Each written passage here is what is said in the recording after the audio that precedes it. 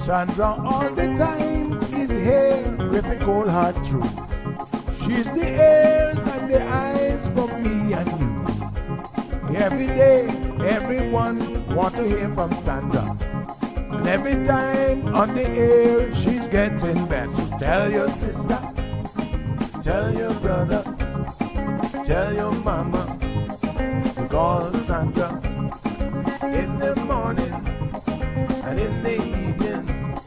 We always calling Sandra. And when they start fighting, we calling Sandra.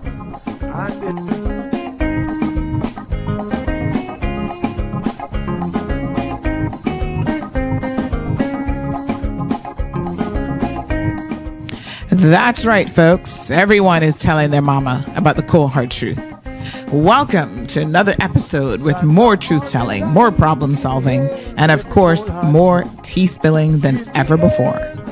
Sit back, students, grab your tea and turn up the volume because class is now in session. Call in at 936-2626 because your voice matters. Share your opinion on issues that matter the most to you.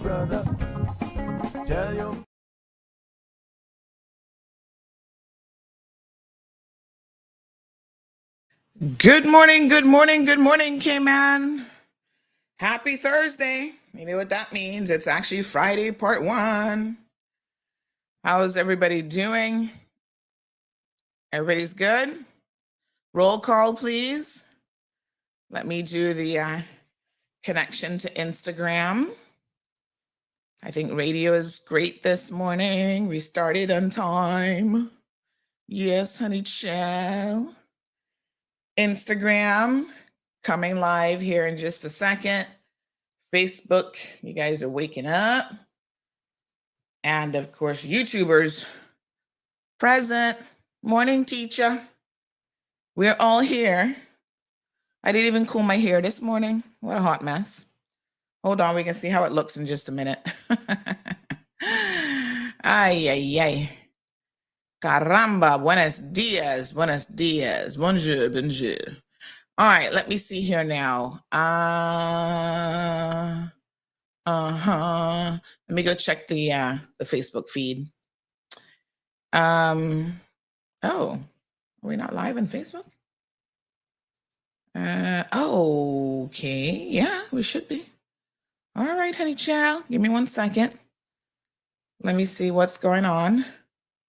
It says you are live. There we go. All right. Looking good. Good morning, Miss Pat. Yes, honey child. I just had to double check.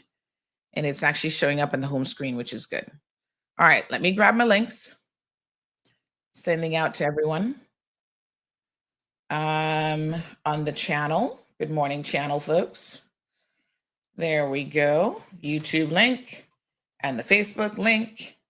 And we are in business. Instagram, y'all good? Good morning.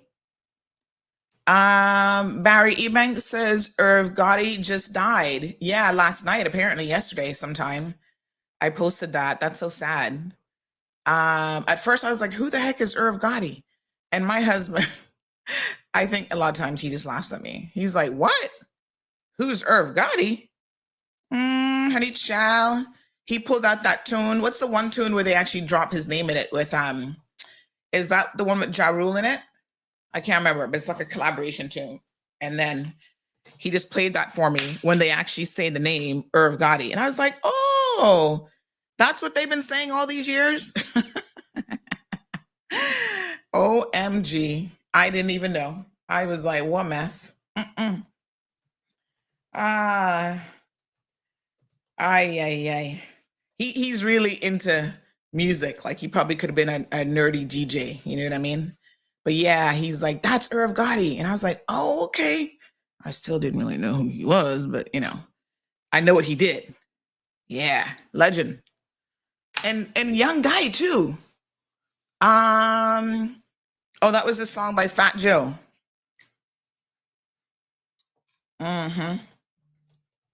What's love got to do with it? Yeah. That's the one.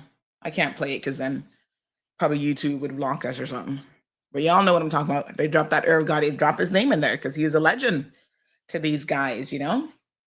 gave a lot of them their start in the industry. So enough respect is due, as they say.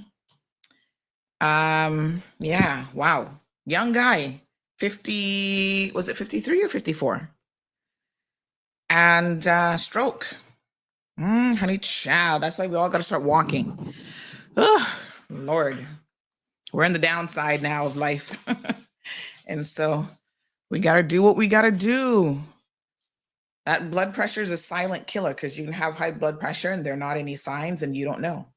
So get yourself a little home monitor and make sure you check it all the time. When I went to the doctor the other day, mine was a little bit elevated, and I do take a small dosage of like 5 milligram of amlodipine for it. And so the doctor said to me, how have you been managing it?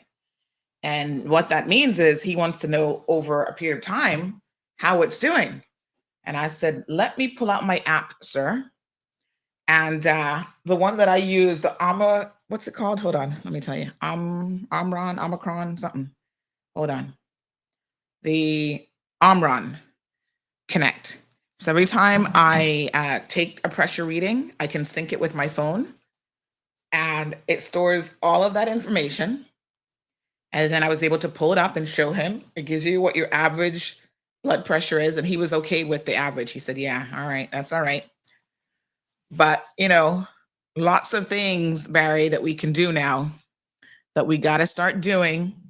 And the earlier you start in life, the better. Start off your kids with good eating habits, good exercise habits, because it's harder once you get older if you've never done any of those things. I've kind of done it off and on, my entire life. I've been on a very long break at the moment, couple years long, where I haven't really got into regular exercise routine. But there were times where I used to go hard. I used to go to the gym every day, almost, playing squash and doing this and doing that. And so,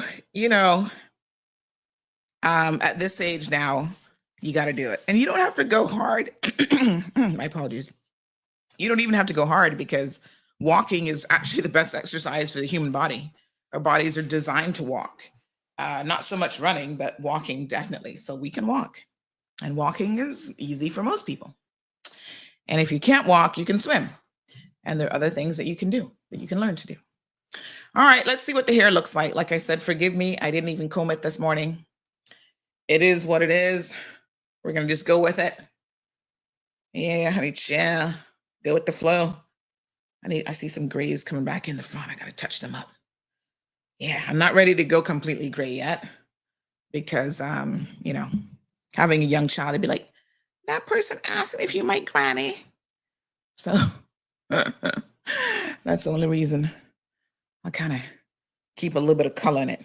You guys know I started my natural hair journey a couple years ago, back in, it's been quite a few years now, actually, I guess 4 years.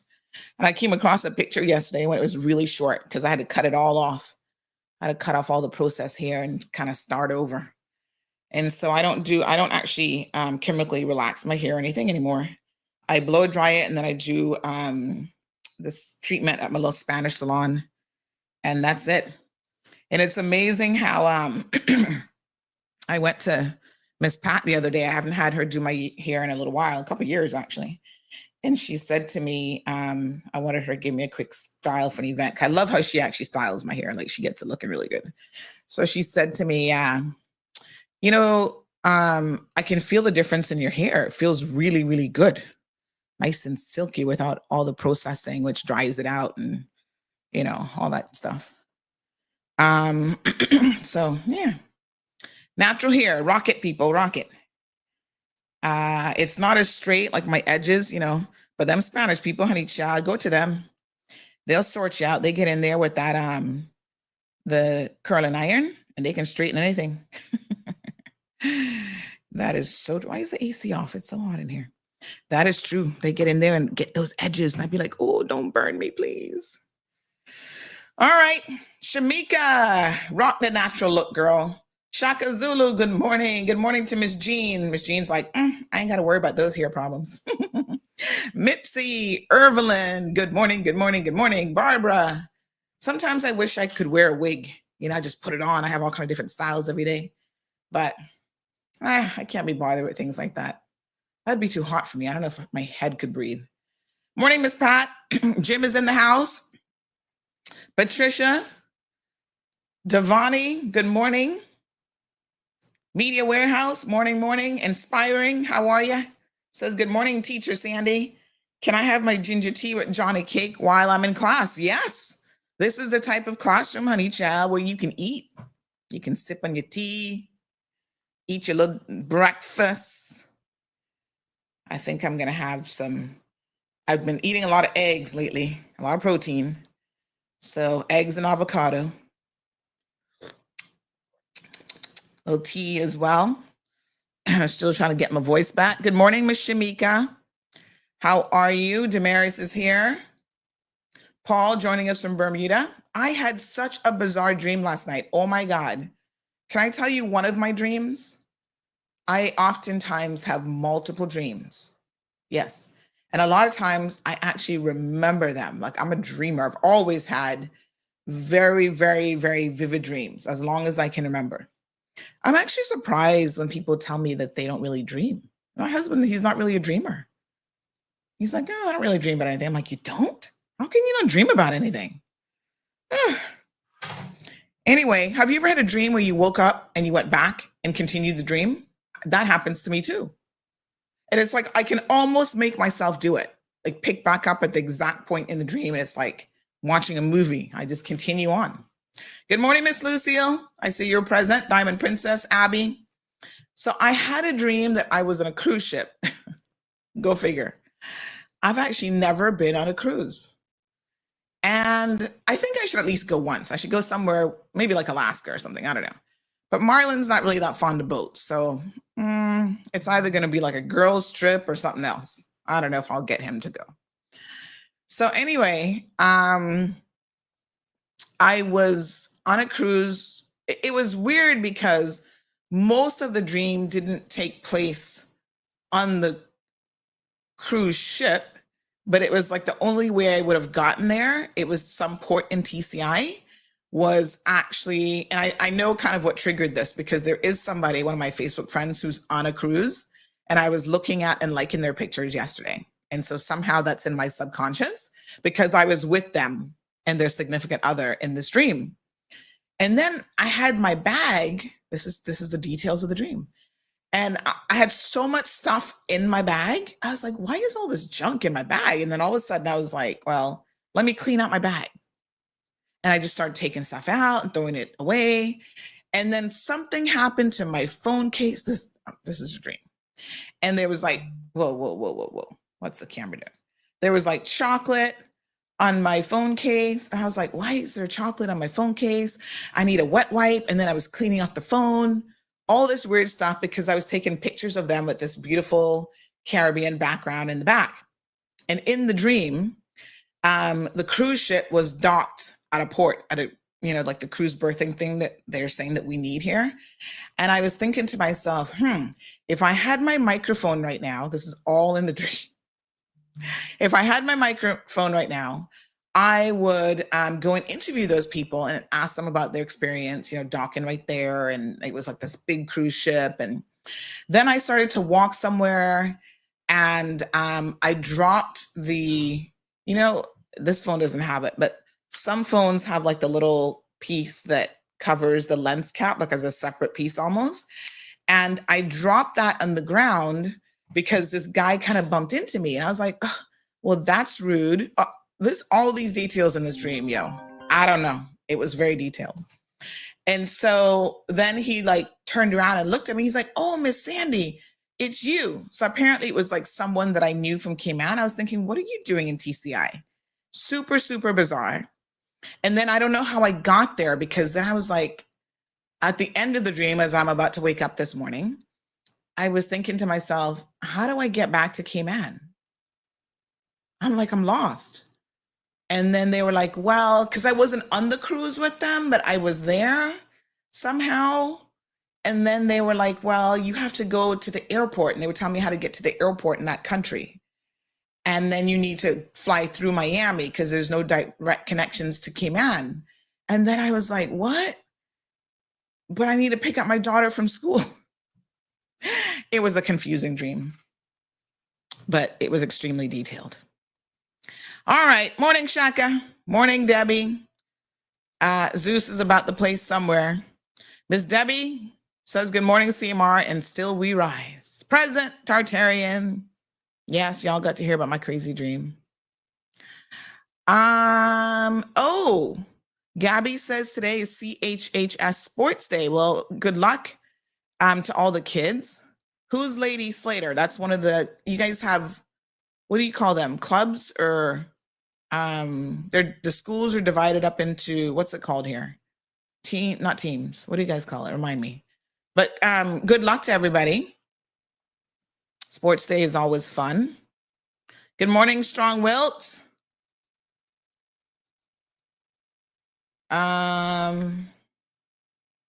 Yes.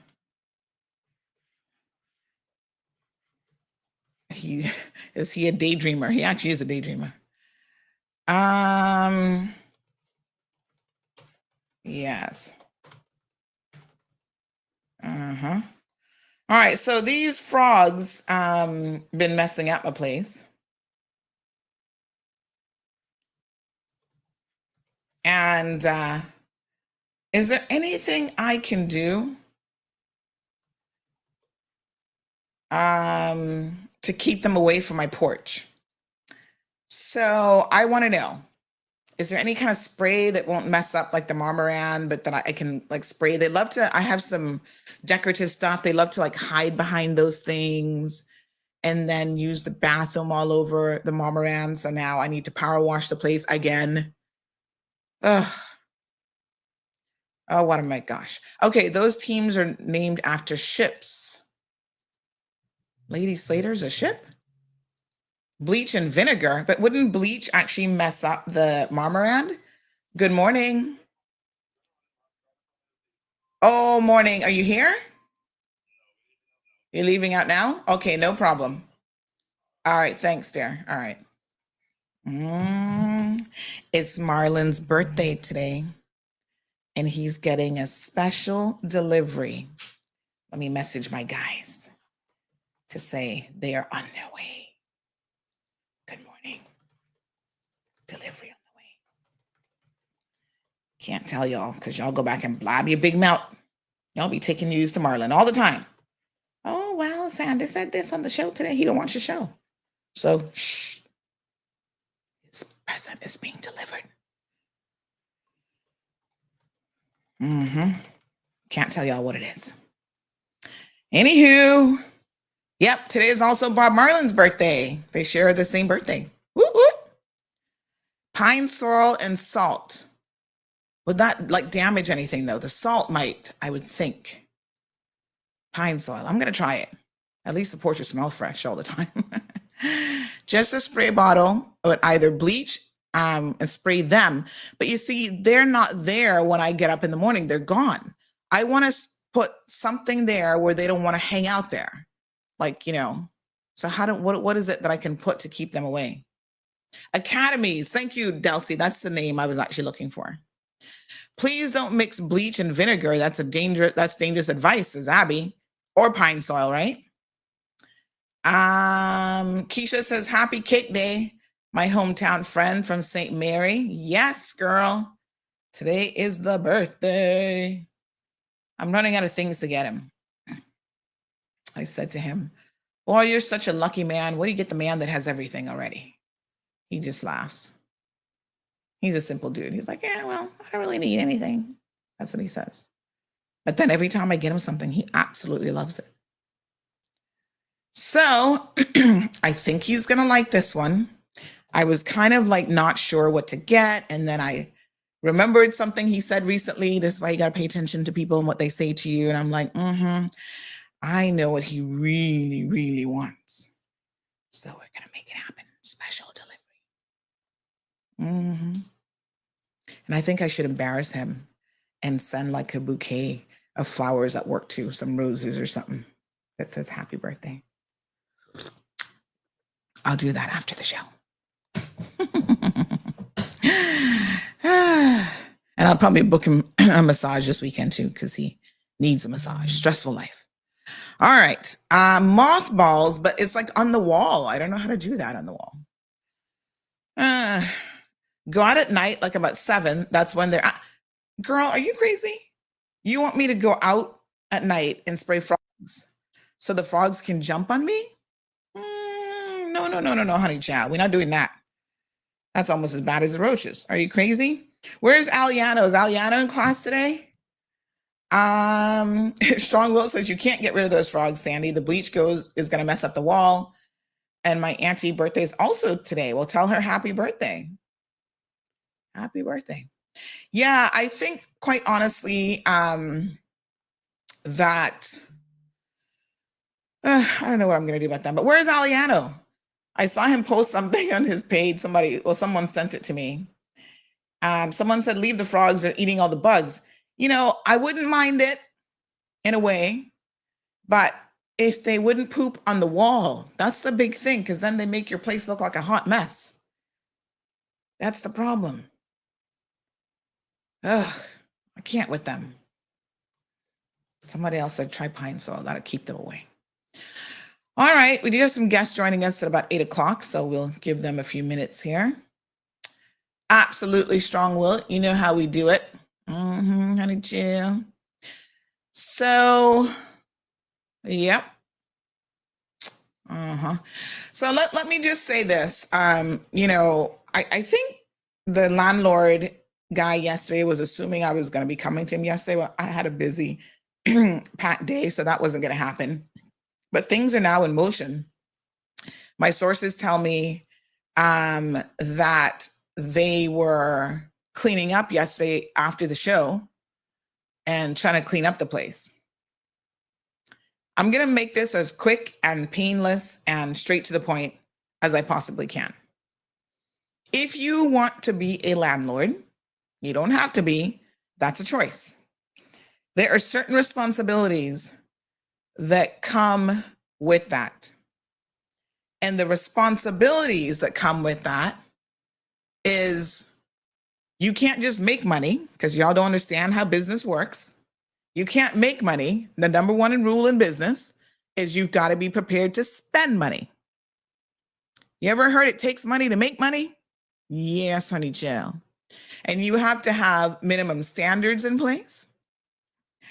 And you have to ensure that your tenants' health and safety comes first, above all else. You shouldn't be adding on to a building to get more rooms when you can't even take care of the ones that you have currently. That's a problem. So someone said to me after the show, it's interesting that he was fixated on, oh, they're hardly paying anything. They're only paying $700 a month. Well, not for nothing, Class A, but $700 a month for just a room with no fridge, no stove, you know, all this kind of stuff isn't all that cheap. So I don't know why in their head they have this idea that $700 is so cheap and, you know, they should get what they get. No. You see, nobody isn't begging you for a place, or they shouldn't be, quite frankly. You decided that you wanted to go into the rental market. And so you have to keep your accommodations up to a particular minimum standard. And it's clear that there are some people who do not have an understanding of what minimum standards are. And that now is perhaps where the government has to come in and regulate the industry about what minimum standards are. Access to city water, I think, would be a minimum standard. You know, having electricity is a minimum standard. Having a fridge and a stove is a minimum standard, not just a burner in your room. And they're creating a hazard by having so many people in a house that was never even designed to have that many people. So what I understand, and I was a little bit confused, I think, at first, but someone explained it to me further, is that they've taken the living room space and they have made that into a bedroom, right? Like they've built it out. So inside of what was the living room, but is now a bedroom. I guess they cut off part of it, whatever, and then they have hallways. That's when the person was saying yesterday the AC unit is inside. That's what they meant. It's inside the house because they've taken the living room, made it into a bedroom, but didn't design it in a way where they had like wall access and they could put a wall unit there. And I'm confused by that. I don't even know how you do that. I'm like, what? That's so weird and bizarre. Mm, mm, mm. No standards at all. So the other thing I said is, not for nothing, but if you decide to charge someone, you're the one who sets the rental rate. So if you're sitting there, oh, it's only $700 a month. Well, if you think your place is worth $2,000 a month, charge $2,000 a month. Nobody's telling you how much to charge, but you can't charge $700 as the rate and then say, well, because you're paying $700, you get substandard housing. You see, that simply is not how it works. You set your rate and you still have to provide minimum and adequate housing for your tenants. Nothing further on Indigo Divers, Debbie. We haven't heard anything further. Remind me to tell you an interesting dog story after our guests leave the studio, because there's been an update on the dog that was reunited. You guys are your mouth is gonna drop open when I actually tell you what happened. There's a whole soap opera of a story there. All right, let's go ahead and bring our guests in. We've got UCCI visiting with us this morning, and they're here to talk about their International Business Practicum, IBP, and we're going to find out exactly what this is all about. So let's welcome Dr. Annette Murphy. She's assistant professor at UCCI. Good morning. Good morning, Sandra, from the Division of Business and Finance. Yes, how are you doing? I'm good, thanks. Yeah, so good to see you. Is that my thing or yours that's going off? Hold on, that could be me. Getting a little reminder that you're here. I like to set my little clock reminders. All right, give me 1 second. I need to find it. Where did it go? All right, we also have Dr. Suzanne Palmer joining us. Good morning. Good morning. I'm not sure why my video is not coming on. Yes. So, and you have a little bit of a feedback as well on your mic, but if you look at the bottom of the screen, there should be an option there to select your camera source. So maybe it just needs a camera source. Okay, it's saying that it has the camera. Just a minute. Okay. All right. Let me just pull my calendar over on the correct screen as well. Okay. All right, so we're going to get started. We can still hear you, so that's fine. So tell us a little bit about what IBP, the International Business Practicum, is. Okay, so our International Business Practicum is experiential learning that we offer in the Division of Business and Finance. It allows students to go to different destinations. It provides them the opportunity to go and get a different perspective, the business aspect. They do excessive research before they go. They have to be bachelor level students. They would have acquired at least 66 credits. And so at that time, they're ready. So this course is for 6 credits. It's over 90 hours and it's covered during the spring semester. Okay, so it's an actual course that they do on campus? It's a course. No, that's why it is the International Practicum. Oh. So they go overseas, and every year we go to a destination. So we have been to Costa Rica, Dominican Republic, Roatan, Jamaica, Cuba, Trinidad, Panama. Panama, yes. So they actually learn by going, but they have to do extensive research before they go. Right. Wow. Okay. And how long are they actually going to stay overseas for? They stay overseas for a week. So you Okay. know it is intense. Yes. Unfortunately, we can't stay longer because of costing and all of that. And we usually Mhm. go in the spring semester, so it's just for a week, usually 80 days. Hmm. Okay. Sounds very, very interesting. All right. So we're going to get into some more details. I see Dr. Suzanne. I think she's trying to reestablish her connection. So we'll wait for her to jump back on. So is it anyone in the business admin that can have the opportunity to go? Sandra, How is it? everyone has the opportunity to go. Mm-hmm. Even our listeners, they have the opportunity to go. The only thing is that they will not be going for credits. So the ones who are going for Okay. credits would be our students at the bachelor's level. They Mm-hmm. are doing the concentration in management, or they're doing a minor in management. So those are the ones who are eligible for the 6 credits. I And see. if others want to do it as electives too, they could. But those are the ones who will earn the credits. And then it's open to any faculty, any staff, any resident of the Cayman Islands, even outside of the Cayman Islands, because we're going through Miami. Did I tell you the Mhm. destination for this year? Say that once more. You haven't told me the destination yet? No. This year we are going to Mexico. Woo! Viva la Mexico!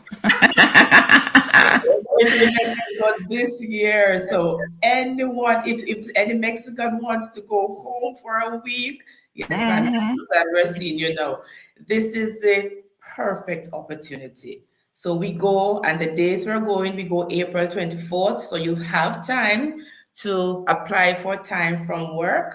Mhm. April 24th, and we come back May the 1st. Mhm. And it's going to be every year is exciting. We have persons who went with us before, students who went before, they're coming again, taking the leave just to experience it. And we have other Mhm. persons who have gone just for no credits, and they're coming just for the experience. It's an exciting one. And don't forget, Mhm. Sandra, you said you were going to be on one of these, so it's not Yes. for Oh you. my God. I need to look at the dates. But it's election season now, so Oh, yes, yes, yes, yes. my job requires me to be on to air. be But wow, here. Mexico City, this sounds good. Mhm. Oh my goodness. All Yes. right. So tell me a bit more then about what the students actually do when they go to the destination. Okay, so before they go, they have excessive research that they have to do. So the places where we're going, they are obligated to find out about it, all the information they can. And we are actually doing a pestle analysis where they have to look at the political, economic, social, technological, environmental, and legal aspects. So it's a comprehensive thing. So they have to do the research in that regard, and then when they go, they write 2 papers before they go. They also are subjected to presentations from experts from the destination, so from Mexico, and they have that before they go. When they go now, they will visit the places that we have identified. And we're going to Mexico City. So they will Mhm. visit the places we have identified as key areas.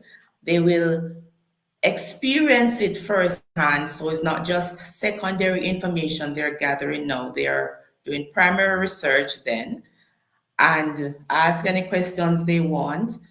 And then Mhm. during the time they're there, they have to they do interviews and all of that, attend lectures, we go to a university, experience what it is like there, and Mhm. different government departments, we visit all of those. We also have the fun side of it because we'll be doing tours and so on, and they're required to do journals while they're there. And then after we go through, I could tell you some of the places we're going. Um, Mhm. for example, they have to visit the Aztec ruins, Aztec gardens. They have visit different museums, national museums, and all of these. So, from the historical perspective to get the social aspect, so the different elements of pastel and other things, they will Mm, have to encounter these, experience it, and then when they're finished, they write about it. Mm-hmm. When you Okay. read about something and then you experience it, you realize, Yes, wow, it's totally different a right. lot of So times. that's it. Yes. Everything a post, they do their final paper, and then they have a presentation at the end. All right. So, Anthony, you must have joined class late this morning. That's why you got to show up to class on time. He's asking, what's this about? He's confused. We have guests, Anthony from UCCI, who is joining us to It's tell us about the International Business Practicum, which okay. is one of the requirements primarily in the BS in Business Administration. That's Yes. your Bachelor of Science, where you can do a concentration or minor in management.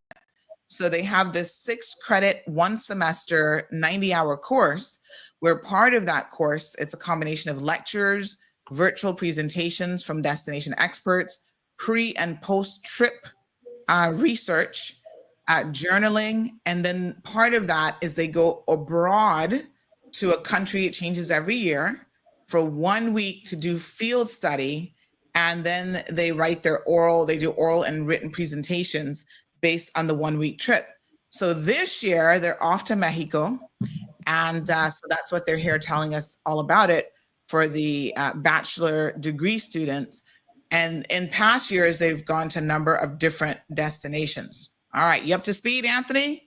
And everybody else? Good. So, and they also mentioned that you can go along with the group. You don't necessarily have to be a student even at UCCI, right? You can join a group. So that's correct. That's Okay. correct. And what are the dates this year that you guys are traveling? April 24th to May the 1st. Okay. Is that during Easter break? No, It's it's not, I during think it's after. it's after Easter break. It's just after. It's our spring break because then it Mm-hmm. allows persons to Okay. not Oh miss it. man, That's and it. that's election. That's right in the election. Because that's Oh, April the 30th. Yes, yes. honey child. I definitely couldn't go this year. No, you can't go. No, maybe next time. But it You should, sounds like a great we're trip. scheduling you for, we're booking you for next year. Yes, yes. Do we know what the destination is next year? We're not sure. All We're right. not sure. Well, they always pick very, very interesting destinations. So, Mexico, what are some of the things specifically you'll be doing in Mexico? Mexico has a lot of, architectural and historical elements to the city. So, I'm sure that's going to be amazing. Yes, it is because we're going to Mhm. be going. We do the tour of Mexico City. We'll visit the museums, like 3 different museums, the Mm. National Cathedral, the Aztec ruins, Aztec floating gardens. We'll Fine Arts Palace, Jewelry Market, the Craft Market, famous religious complex, and evening performance of traditional songs and dances, just to the name a few. Sandra, you realize I am not giving the Mexican names, the Spanish, because I do not want to butcher anything. So I'm Well, saying now, them in English. I should have sent you, then you could have read them for me. Dr. Annette, that means as part of your assignment to brush up on before you your go, Spanish. Yes, yes, you can do yes, a crash course in Spanish between Spanish, February, yes. March, You and have to half of join. You April. have to sit in the yes. Spanish I'm going to. classes. I learned, and that was the only thing I never mastered in school. I'm going to be honest with you, Spanish. Oh, Yes, for I must some tell you, it's reason. probably one of the easier languages, though, Boy, because normally with pronunciation, what you see is what it is, with a few little exceptions. You know how other languages, like you see something, you're like, oh God, I have no clue how to pronounce that. You can phonetically work through a lot of Spanish words, I The find. Spanish words. Yeah, yes, yeah, they But tend we to be might and have I to do. know them, but I do not want to butcher them, and I do not want any of the listeners to be saying that's not how it's pronounced. So yes. I will brush up. You are absolutely right. 2 years Mhm. ago is a long time, so I think I just know the basics now. Yes, yes, yes. All right, Dr. Suzanne, you're going to Yes, be going on ma'am. this trip as well? I should be. I Yes. usually am, yes. Okay, well, tell us a little bit about what the past experience was for the other destinations, and what are you looking forward to the most with this particular one? Okay, so I went to DR, Mhm. Rotan, not Panama, Jamaica. I've been on Mhm. several of the trips, and for this one, I'm particularly interested. You know, you hear so much about Mexico and what Mexico has to offer, so it will be quite Mhm. interesting to just see that come alive. You know, Yes. we hear about it, we see it on the television, but just to have that experience. We have had a few students whose parents are from Mexico, and you hear quite a bit about Mexico. So I'm looking forward to seeing more and getting that kind of real experience of what Mhm. Mexico has to offer. Mhm. Fantastic. What do you find most interesting? Is there anything in particular that stands out? I know we do when we do like the chamber trips. I mean, I'm always interested to talk to the local people to see what Yes, their perspective is. Because even exactly. as a visitor there, there's certain things that you see, but you're a little bit removed perhaps from the reality of daily life. And so when you have opportunities to talk to some of the locals, you get a better insight, more accurate insight into what their culture is really like, what their food is like, what their city or towns are like as well. Yes, that is so very true. And I find that especially when we go to the university and our students get a chance to speak with university students there, and we hear about things like different class sizes and just the different way in which we are set up in Cayman compared to how their school system is structured. And you really get that immersion when you go and you talk to other locals on the street, when you speak to the people in the restaurants and so on. There is just this burst, this cultural burst, and that Mm-hmm. you're getting. So you're accurate. It's really true that when you go there, you realize that some of the things sometimes you hear about a destination, it's not necessarily so when you go in and you talk, whatever preconceived notions you have of what happens in those places. Sometimes they just get shattered when you get a chance to speak to the persons who actually live there, and that's their experience on a daily basis. Mm-hmm. Mm-hmm. Very good. All right. So we have a raffle, a fundraiser raffle that's going to help to support some of the expenses. So do the students themselves have to come up with the money? How does that work? All right, so the students do they have to come up with the money. And for this year, we didn't talk about the cost. For this year, if you're doing double occupancy, Mm-hmm. it's 2,400 CI. And if you're doing single occupancy, it's 2,900. Mm. The students pay 300 more on that because they have to pay for the Correct. credits. Mm-hmm. They have to come up with the money. If they are on scholarship, they are usually reimbursed a part of it. Unfortunately, if they're not on scholarship, they have everything. They have to come up with everything. But whether or not, they do have to come up front with the money Mm-hmm. and pay. And so that's why fundraising is very important, because Mm. we usually do the raffles, and sometimes we have lunch sales and so on. Mm-hmm. Um, and we are whatever we get, it would go towards the students. So at least when they go, they have no additional um, expense, or they have the funding for the additional expense, because the package would cover breakfast but not lunch and dinner. Some of the places we go might have included in it lunch, Mm-hmm. but you are really responsible for your lunch and your dinner. So when we have some funds accumulated, then the students get a part of it. The raffle, they sell the tickets, and the raffle, whatever they sell, it would be theirs. So, Mm-hmm. so the more you sell, then it means the more you will More have. you contribute And towards though it. the money for the raffle, they get it before they go. So they Mm-hmm. can use that to at least put towards the cost of the IBP. Yes, and so this and the raffle prices are good. We have a smart television, 52 is 55 inch 5 television, inches. Air 55 fryer. inches smart television. We have air fryer. We have um, Westin brunch for two at the Westin.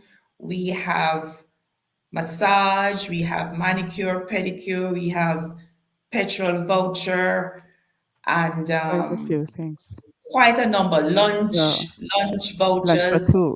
Yes. Quite a So few we things. have Yes. quite a number of you. We will have like 15 different prices. Mm-hmm. So you find that it gives it's scope for so many persons. Yes, Yes. and the tickets are only $5, Sandy. $5. Okay. $5, $5. Right. All right. Well, that's good. And again, anybody can certainly support this initiative. And then can students go out there and do their own fundraising? Or, I mean, I guess some of them might have little jobs and stuff that they have to tap into to pay for the remainder of the trip. Right, and we're hoping that they can get sponsors. Even some kind listeners, some Mhm. philanthropists might think, oh, this is a way to help and to give back. So you're free to help some of the students who would, as I said, the cost is it's pretty much for them. They are students, and Mhm. even if they're working, it has to go. The money they get has to go spread across so much. So it's not easy just to come up with this money. So if you are able to sponsor somebody, that would be good. So you can do that if you feel so led. Mhm. Hmm. Very good. Excellent. All right. So let's talk a little bit, Dr. Suzanne, about the local business practicum. So this again is all part of the business admin course. So tell us about that element of it, please. Okay, so while Dr. Annette and the bachelor students go on the international business practicum, I work with the associate degree students on the local business practicum. So what this does, it gives the students somewhat of an experience similar to what the students get when they go overseas, except of course they're doing it locally. So it is designed to provide experience for the students in the business environment where they actually go out and they work alongside business professionals. It allows them to a chance to get a positive attitude to work before they actually go into the workplace, and so they can learn about the essential aspects of a business. So this one allows them to do while the international business practicum takes them overseas, this one allows them to work with organizations locally to see what happens in business.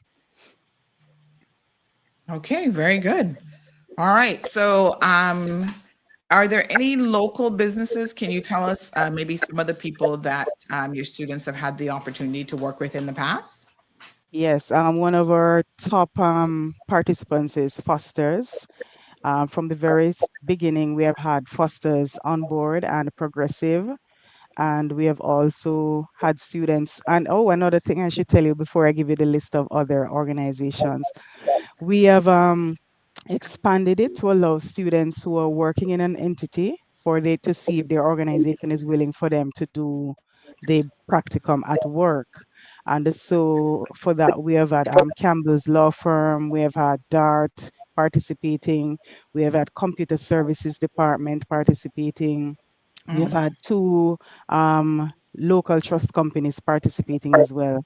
So it has really been very good and a rich experience for the students as they have had a chance to just see the organization from a different standpoint. Those who are working there, you would work in a specific department, but the practicum gives them the opportunity to work or to rotate through departments, mhm, so they actually get a chance. As a matter of fact, last semester I went looking for a student last week.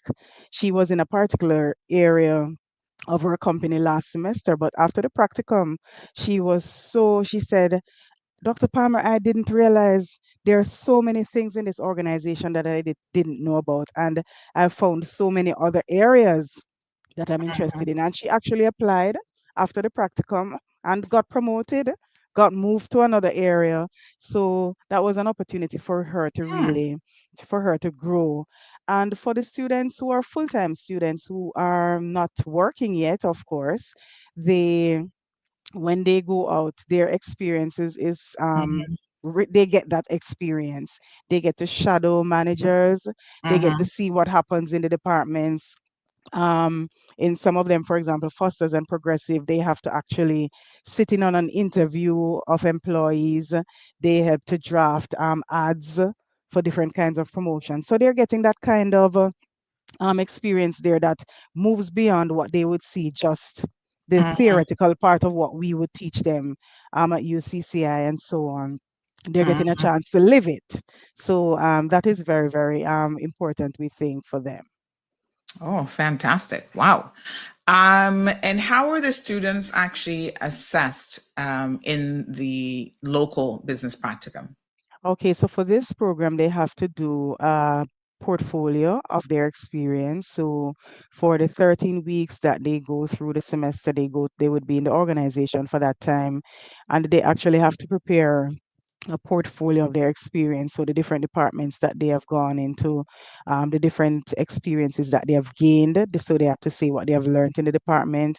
Mm-hmm. Is there anything that stood out to them? Were there any challenges that they encountered? They have to talk about those in their portfolio.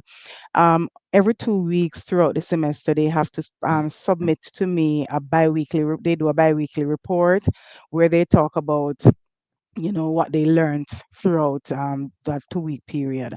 So that is one way. They also are assessed by the supervisors. So we provide the supervisors with an assessment form, and they have to talk about their work ethic, their punctuality, their time management skills, their attitude towards the work, etc. Those kinds of things. They have to be actively participating, because we know that the students sometimes can get disengaged. And we are in the age of modern technology, and the phone can always be a distraction. So Mm-hmm. when we are preparing them and orienting them before they preparing them for the workplace, we usually say to them, no phones, put your Mm-hmm. phone away, be engaged in the process, participate, ask questions, pay attention. And so we evaluate them on their Mm-hmm. participation as well. And then at the end of it all, they have to now do a presentation to some of us from UCCI and to some of the managers in the organizations, which I think is a quite useful experience. So we get to hear what they have gone through, hear what their experiences were, what were their takeaways, so to speak. And we find that at the end of this course, the students find it to be so very, very useful to them, and almost are ready to jump out of school and go into the workplace. So we Mm-hmm. think it is a good way to prepare them. And then once they finish their program, of course, and they go to the bachelor's, then they can go on the IBP and visit these wonderful destinations that Dr. Mm-hmm. Annette told you about. Yes. Mm. Very good. All right. So this sounds like an extremely interesting course. What sort of feedback do you normally get from your students after they complete the international and the local business practicum? I'm sure they must, just broaden their horizons so much. Dr. Annette, you're muted. Oh, my apologies. That was me that muted you because we're getting a little bit of feedback from you. So there we go. Okay. Yes. Okay, all right. I was saying for the International Business Practicum, the students are able to, they come back so appreciative of what they have here Mm-hmm. because they realize, for one, the fees that they pay, apart from Panama, our tuition is way lower than other places. So they realize that that's a great benefit for them. Sometimes we would complain and Mm-hmm. say, oh, it's not, it's minimal. What we pay per credit is minimal. So they are really appreciative of that. And one of the things is just how people embrace you when you go in. When we went to Roatan, it's like we were little heroes. We were in all the papers. They just loved us. Mm-hmm. So people appreciate you and so on, and you're able to they are able to understand that. And as I said, they enjoy it. That one student who went to Panama, she's coming on the Mexico trip. So the students are quite appreciative. But for the Mhm. local practicum, I just want to say, as Dr. Susan mentioned it, there are times when these students at the associate level, even at the bachelor's level, are not sure about what they want to do. And I've found that having been exposed to the different areas, Mhm. then they tend to develop a love or a preference for a Yes. particular. So they might have been in accounting, where they just fall in love with marketing and realize, no, this is what I want to do. So it Mhm. gives them perspective as to what they really want for their future. So that's a big benefit. Hmm. All right. Yes. Very good. Yes. And for yes. Yes. Yes, for the local business practicum, it's a similar experience. The students are quite excited. I think after they finish the semester, many of them who previously didn't know which direction they wanted to take, Mhm. they are able to, and we are grateful to Progressive has actually employed two students right after they finished their degree. They were employed. And they were so impressed with their performance on the practicum, and Mhm. it is really where the students determine from, quite a lot of them come out and they are now they want to do HR, they want to do marketing. So it is good when they get that kind of exposure while they're going through their studies, when they get a chance to work hands-on with managers, when they get a chance to see what happens within the organization.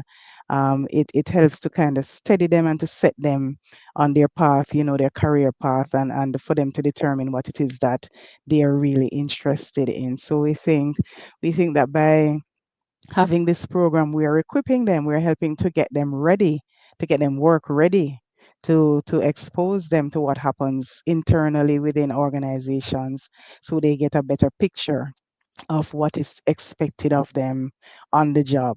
And some of the same things that we try to emphasize in classes, like being on time, meeting deadlines, and so on. When they go to the workplace, that's when they realize it is real. This is real now. This is why they were telling us that while we were in school. So we think it Mhm. is a very important program that we're offering. Very good. So, excellent opportunity. Let's have a look at some questions that are coming in. So, Mr. Anthony wants to know, what about language barriers for students? Will there be guides on the trip? So, they're going to Mexico. Obviously, Mexico City is Spanish. Do you have any guides that will assist them? Yes, definitely. I'm not muted, right? No, yeah, I just turned you back on.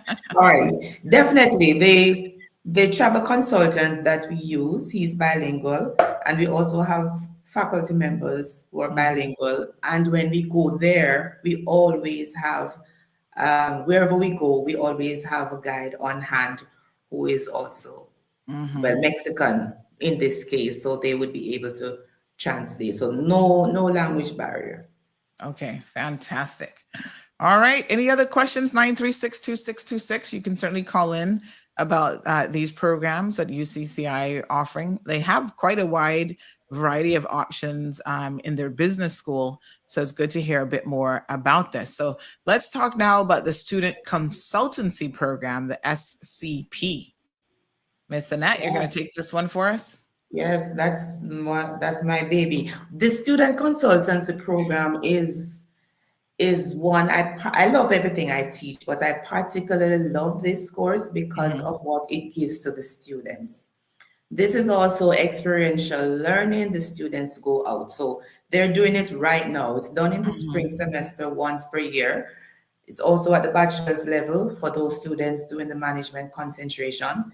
They they're here with me in the classroom for a month and then Mhm. they go out. Today is actually the launch of the 2025 Student Consultancy Program.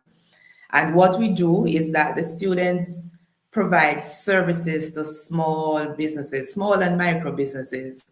At one point, I think we had a medium sized business, but it's really geared towards small and micro Yeah. businesses. Mm. They provide services mainly in the area of marketing, whatever is needed, marketing, accounting, human resources. So Mhm. they are consultants now, right? Student consultants. So we will pair a team of students with a small business, and they will go and work with the small business for the period of 10 weeks to help them. Most of the needs that we find would be marketing, social media awareness, promotion. And so the students are all going out. We work with the Cayman Islands Center for Business Development. Usually they would be the ones who would send out flyers and information to their clients. And it's also posted on social media to say, if you are interested in being a part of this program, complete this registration form. The registration form is filled out, sent into CICBD, and they would forward those registration forms to me. We will vet them, and then we select the businesses. So they go out, they work. At the end of the 10 weeks, I'm telling you, the students do a presentation to the business owners, and it's always a winner. It's a win-win situation for the students. They get their hands-on experience, and not to mention the business owners getting free services. So this is an excellent program, and the students will tell you, and the business operators will tell you as well, that they benefit greatly from this. Very, very interesting, folks. And it's so interesting that you say that the area of significant demand has to do with marketing and promotions, and in particular, Yes, social media marketing. So we might have some young people thinking about, future career opportunities, and this is a great time now to explore what is in demand. that's it. That's it. And you find at UCCI, Sandra, students do a concentration, but you'll find that they do minors as well. So even if they're doing a concentration in management, they might be doing a minor in marketing. Marketing Marketing. is really popular now because they see the need. Everybody, you have to market. That's going to be how you will advance your business or set your business apart from others and gain a competitive advantage. So most of the students are now doing marketing. Everybody has to do marketing though, in as a core course, Yeah. like 2 marketing courses. But you do have some of them, even if it's not their concentration, they're doing Right. minors in marketing. I see. Excellent. All right. If someone is a small or micro business, how can they be part of the program?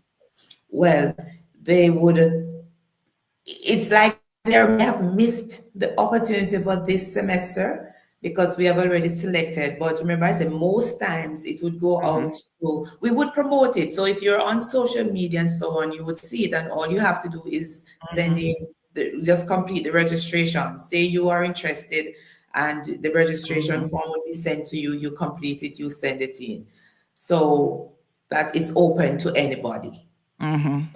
But we have selected the business already for this For year. And this as year? I said, today at 4:30, we will be having the launch, which means the students will meet up with the business operators and just decide on the way forward for the next 10 weeks. Okay, wonderful. And you've got partners. You mentioned just repeat the Center for Business. Yeah, What's the Cayman full name? Islands Center for Business Development. They are Okay, one of yes. the partners. We would love to have a sponsor for this. Cayman National was always a sponsor, but for some reason they have forgotten us. So if anyone would love to sponsor it, when we say sponsor, it's not paying the students, Sandra. It's just Yes. providing. What usually happens is that they would provide them with a stipend, like $100 each student. That could help them with their petrol cost, or even help them to buy, get a nice meal at the end of the consultancy program. So we would love to have a sponsor for this program. Just give a little encouragement to the students. Okay. Yes, I mean, that's a wonderful, definitely a wonderful opportunity. So you spoke about the launch. This is the launch now for spring 2025. Yes. All right. So tell us a little bit about that launch event and who can attend. Well, anyone can attend if they want to, because it will give you some idea of what the program is about. It's at the University College of the Cayman Islands. We'll be in Library 2, room Library 2, that's upstairs, the library. And it's at 4:30 for an hour, 4:30 to 5:30. It's a good way to come and learn about the program. So if you want to come, you're welcome. Okay. Wonderful. So this evening, folks, at 4:30, you can come out and find out a little bit more about the student consultancy program. So maybe if someone is interested, for example, in sponsoring it, they might just want to come out and have a look and see, kind of what it's all about and see the student interaction. That might be interesting. Talk a little bit about some of the partners that you have for this. I know you've mentioned in the past you've had CNB come on board to sponsor the program. Do you have any other corporate or government partners that you work with as well? No, just CICBD. Okay. All right. Yes, Very that's good. it. And we usually work with the Small Business Association because some of the businesses we have had. So even though they would go through the center, but we do have a relationship with the Small Business Association as well. Someone sent in an anonymous question. They said they're just joining, but isn't the same work experience program used by John Gray High School for over 25 years? It's the exact program and evaluation. Which one? Which specific program are they talking about, though? I don't know. And with the local business practicum, it would sound as if it's a local business practicum. But the reality is that work experience programs never expire regardless of whether it's at the high school or the college level. Work experience is always valid. The students always learn this, they always take something away from it. So it would be pitched at a higher level, obviously, when we send the students out because their needs, the particular needs based on the degree program that they're doing, it will be targeted to them. So it would never be identical to what is offered at a high school level because the high school experience is totally, experience is experience. The high school student is learning something different from what the college student is learning, and therefore what they would get in the organization is going to be geared specifically to the needs of the Right. students. Yes. Yeah.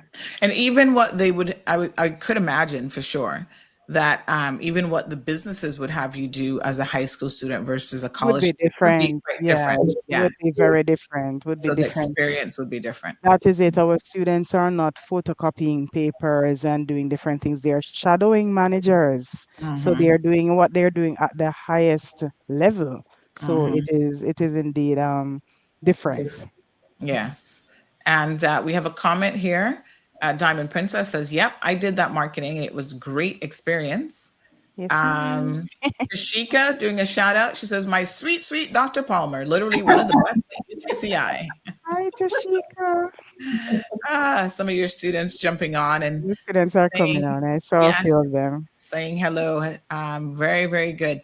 So the graduate studies now, let's talk a little bit about that. So we've covered some ground this morning, but what is the graduate studies offered in your business program? Okay, so we have students who we offer different programs. We have a master's in human resource management. We have an executive MBA, and we have an executive master in public administration. And we also have some postgraduate diplomas in human resource management and in public administration. So when we have students who have completed our bachelor's and some students who have completed bachelor's elsewhere, they can register for any of these programs based on their area of interest. And to get some, yes, go ahead. Yes, no, I was going to say we have a long list here of everything from masters in human resource management, executive masters in business admin, executive master in public admin, yes. and then you have postgraduate diplomas in human resource management. Yes. Dr. Annette, I'm just gonna mute you again because for some reason I keep getting a little bit of feedback from your mic.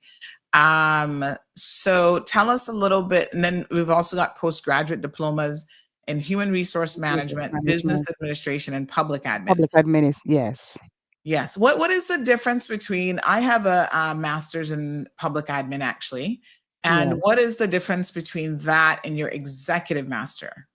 So the executive master, generally when you do a master's degree, you go through your course of study Mhm. and you do what it is you're doing. Those who do the executive master, sometimes you find that the focus might lean more into persons who are like thinking of moving into like top level management, so to speak. Mm, So there's a slight difference in the concentration that we will find for those who okay. are doing the executive. Yes. Mm, mhm, mm. Interesting. All right. Sounds very, very good. And then you've got diplomas. So explain to our listeners who may not know the difference between like a postgraduate diploma program and a master's degree or other degrees. So what exactly does postgraduate diploma mean? Is that a shortened course?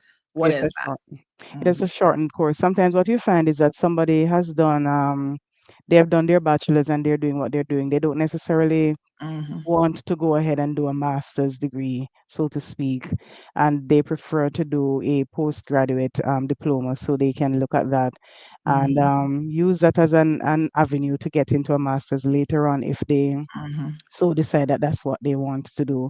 You also have other persons who may have gone through other types of studies and then they just want to do the diploma so they get more information on the mhm. particular area. They can Yes. also sign up for the postgraduate diploma.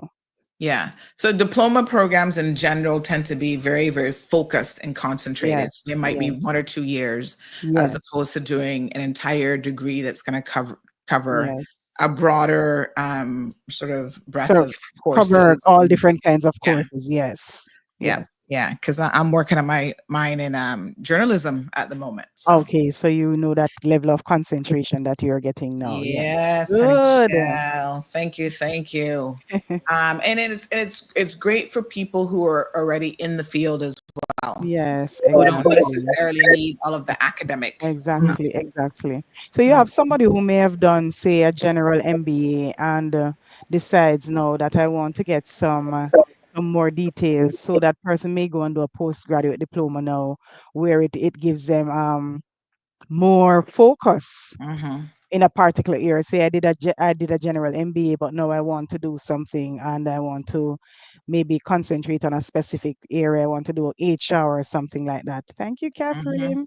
Yes, it was my pleasure teaching you as well. Yeah, so Catherine is here in the comment section, and Catherine says, two wonderful professors with whom I've had the pleasure of being a student in the past. So, You. big shout out to both Dr. Annette and Dr. Suzanne, who Catherine has interacted with. And I guess here in the Cayman Islands, you must really get to know your students because of smaller classroom Smaller sizes. class, yes. Yes, you get to know them at a much more intimate level as student teacher relationship. And so then, of course, you'd see them around in the community and stuff as well. So, Dr. Annette, tell us a little bit about your background. How long have you been teaching at UCCI? Oh, Sandra. How old are you? Might have been, I was about to say even before you were born. I think I've been at UCCI. I've been in the Cayman Islands 21 years. Okay. 19 of that would have been at UCCI. Oh, wow. I'm not that young anymore, by the way. Wonderful, wonderful. And have you primarily focused on the business school, or have you done a number of different areas during your tenure there? No, I'm business. I'm straight to business. Mhm. Straight to business. All So the business, straight to the business. business, yes. Yes. All right, Dr. Suzanne, tell us a little bit about yourself there at UCCI. How long have you been with the university? Okay, so I've been at UCCI for 12 years and Hmm. all in the business division as well. All of my experience is in business Hmm. as well. Hmm. Fantastic. All right. So if there are no other questions for our guests today, we're going to go ahead and just do a little bit of a recap. And then, Okay, yes. Okay, one quick thing before you do your recap. For the students who are interested in the master's program, Mm-hmm. the Ministry of Education provides scholarships for Caymanians who wish to pursue a higher education, and the application period is opening. It runs from the 1st of March to the 30th of April. So we do invite interested persons to ensure that they take a advantage, make a bid by taking up this opportunity to get a government scholarship to fund their studies. Mm-hmm. To sign up for any of the graduate programs that we mentioned. Wonderful. And so, yes, folks, don't let cost be a barrier for you if scholarships are available. And sometimes there's also private sector scholarships that the Exactly. ministry Hmm. does an amazing job of, helping a number of Caymanians fund their further and tertiary education. So, contact the ministry. I'm sure they'll have stuff available on their website. March the 1st coming up Absolutely. here, April 30th is the deadline for that. So get your applications in nice and early. So let's talk about some of the contact information. Oh, we've got a question here. My apologies. Sarah. Oh, yes. Diamond Princess says my two favorite lectures from my associate's years and now my bachelor's. Thank you Um, so much. Sarah also says, good morning, ladies. Do the flights to Mexico have a connection to the US? If so, is there an alternate route for students who do not have a US visa? Okay, so how do students for the international practicum, how do they get there? Yeah, that's a good question. We are going through the US, but there's an option to go through Panama without the US. Okay. Mm. So we're hoping we don't have to unless we have some, because we wouldn't want to Vanessa. send one person. It makes it easier for us all to travel, but there is an Yes. option to get there without the US, going through the US. Yeah. Because as a group, you like to book the same Mm. flights and everything. Everybody is traveling together. Yes. Exactly. All right. So Miss Vanessa says Miss Suzanne was my teacher. Hi, Vanessa. Tartarian has a question. What is the difference between pastel and SWOT? You mentioned pastel earlier. Oh, good academic question. Okay, You take so Pester. so SWOT is looking at you look at your internal, which is Mm-hmm. strengths and weaknesses, and then you Mm-hmm. look external in terms of Okay. opportunities and threats. Threats. SNL Yes. is doing an analysis more external on a macro level. Mm-hmm. So you do the political, Uh, economic, Economic, social, social, technological, technology. environmental, and legal. That's all looking at this society on the macro level. Instead of Mm, doing a comparison between Your what strengths, your what we are yes. doing good, what we're Yes. not doing so good, and how can we capitalize on the opportunities that the society will present, or how can we avoid the threats that are there. mm-hmm. Good question. So some of you are listening going, huh? What are they talking about? So in the world of business, there are different ways to do your sort of analysis. Analysis. And yeah. And so SWOT analysis, which I know That students in this class, A plus students in this class have heard me talk about SWOT analysis before. So SWOT stands for strengths, weaknesses, opportunities, and threats, and threats. right? And PASTEL stands for political, economic, sociological, technical, legal, and environment. And Right. so, more or less, the SWOT analysis is looking at a lot of the internal things for the business environment, and PASTEL analyzes and identifies external factors, many of them being completely out of your control. But there's a good degree of integration. In So, even some when of you them. do a SWOT analysis, you may talk about some of the threats or opportunities being, political, technical, or whatever. And you would, Exactly. any good business person or any good Mm-hmm. student would analyze those in that context as well. Right. And Um, that's why you do look at the opportunities and threats, because you need to Which know are how best can external. we address them. yes. How Yes. will that impact our business? Hmm. Mm-hmm. Yeah. So that is really to look at to help your business on a whole. Now, when the Mm-hmm. Exactly. students go and do the PESTEL, they look at what is happening there. They have to do a comparative analysis with Mm-hmm. Cayman Islands. Mm-hmm. Mm-hmm. So at the end of the day, that's what it is for. What can we do differently? You do a comparison of the political aspect from the two economies, and Mm-hmm. that's a final analysis, really. And Yes. interestingly, Miss Sandra, Mm-hmm. my students did something in class the other day for an assignment, and they did it on Cayman Marl Road. To two What? group. Yes, we were talking about businesses that are into innovation and whatever, and Cayman Marl Road was the organization chosen. So guess what? You're large and abroad. Yes, you're all over. Wow. I would love to see I would love to see their Yes. analysis Yes, of I what they can. came up with. Yes, believe me, Um, they came and they spoke about. So we were looking at breaking out of a market that has lots of competitors, and just carving out something for yourself. So they yes. spoke about Trendsetter. Cayman Marlborough. So Yes, that's good. That's good. Yeah. yes, Let me give a big shout out to the Cayman Islands Chamber of Commerce as well, because last night I participated in there, and one of your teachers is actually there at the Leadership Cayman. Um, it's a Dr. Jenny. course, yes, Yes. that the chamber puts on, and businesses across the island send different managers and employees and stuff, and they get to learn quite a bit about the different sectors of Cayman. So they started with media, and they kicked it off, and it was very, very interesting to interact with them, Mm, to hear their questions, to see how people think about media, and to also give them some insight into what it is that we actually do, because I think sometimes people don't always understand it and they don't always get it. So it was a dual learning experience for both myself. The Compass was there, Radio Cayman had a representative there as well, and then Wendy Ledger joined in a little bit later on via a Zoom call.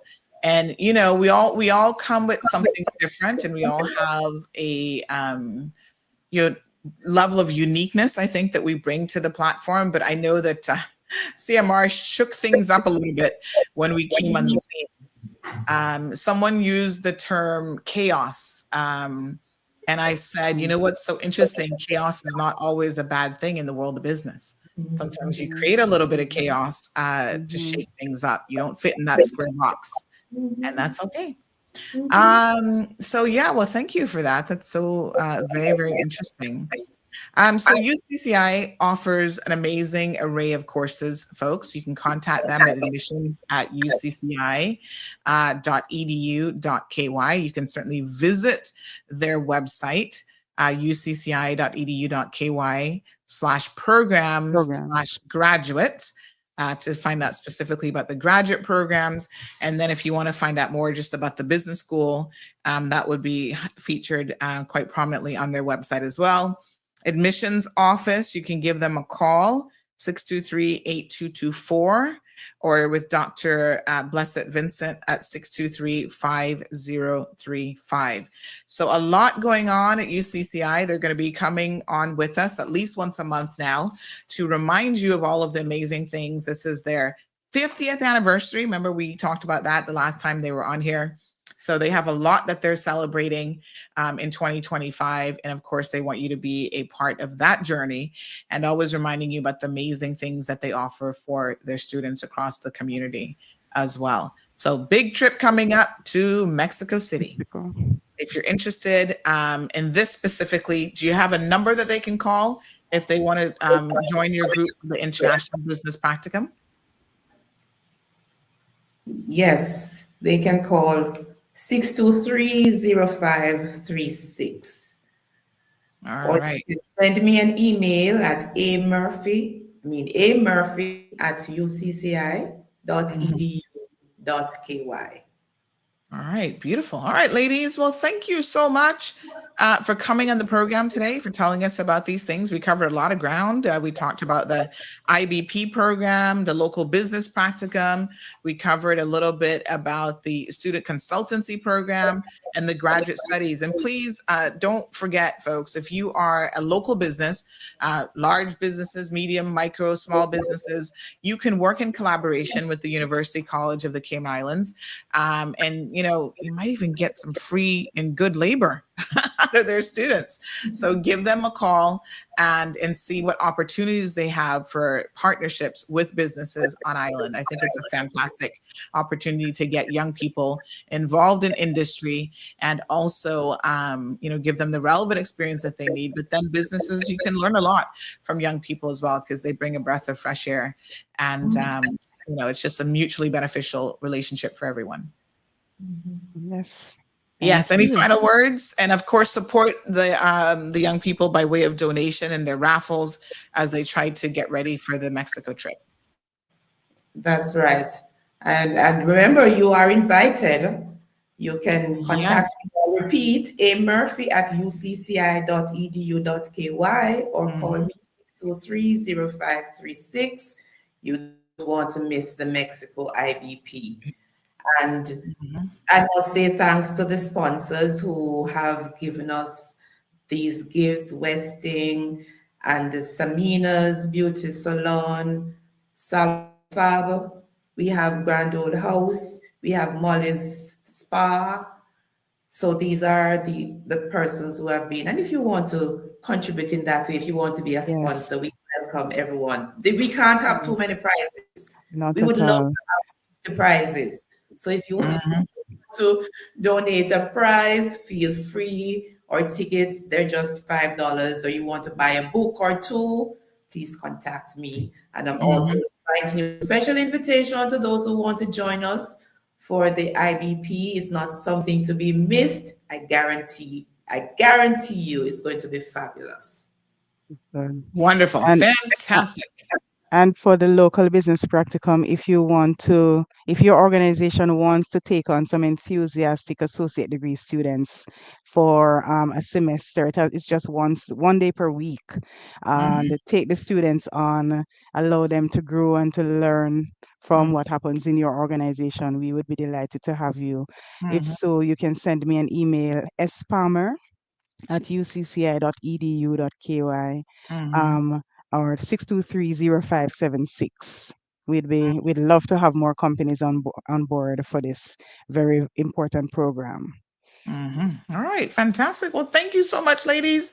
That was Dr. Annette Murphy, UCCI, and we've got Dr. Suzanne Palmer as well, all part of the business school, and they've been there for a number of years, making sure that the business school is running smoothly, and you get to, have lots of options. I tell you what, the program offerings are actually pretty good. Thank you. Thanks for having us, Miss Sandy. Absolutely. Have a wonderful day. Thank you. Same to you. All right. Okay, folks, there you go. UCCI doing their thing. Give them a call. Check out their website. We often share a lot of their offerings on social media as well.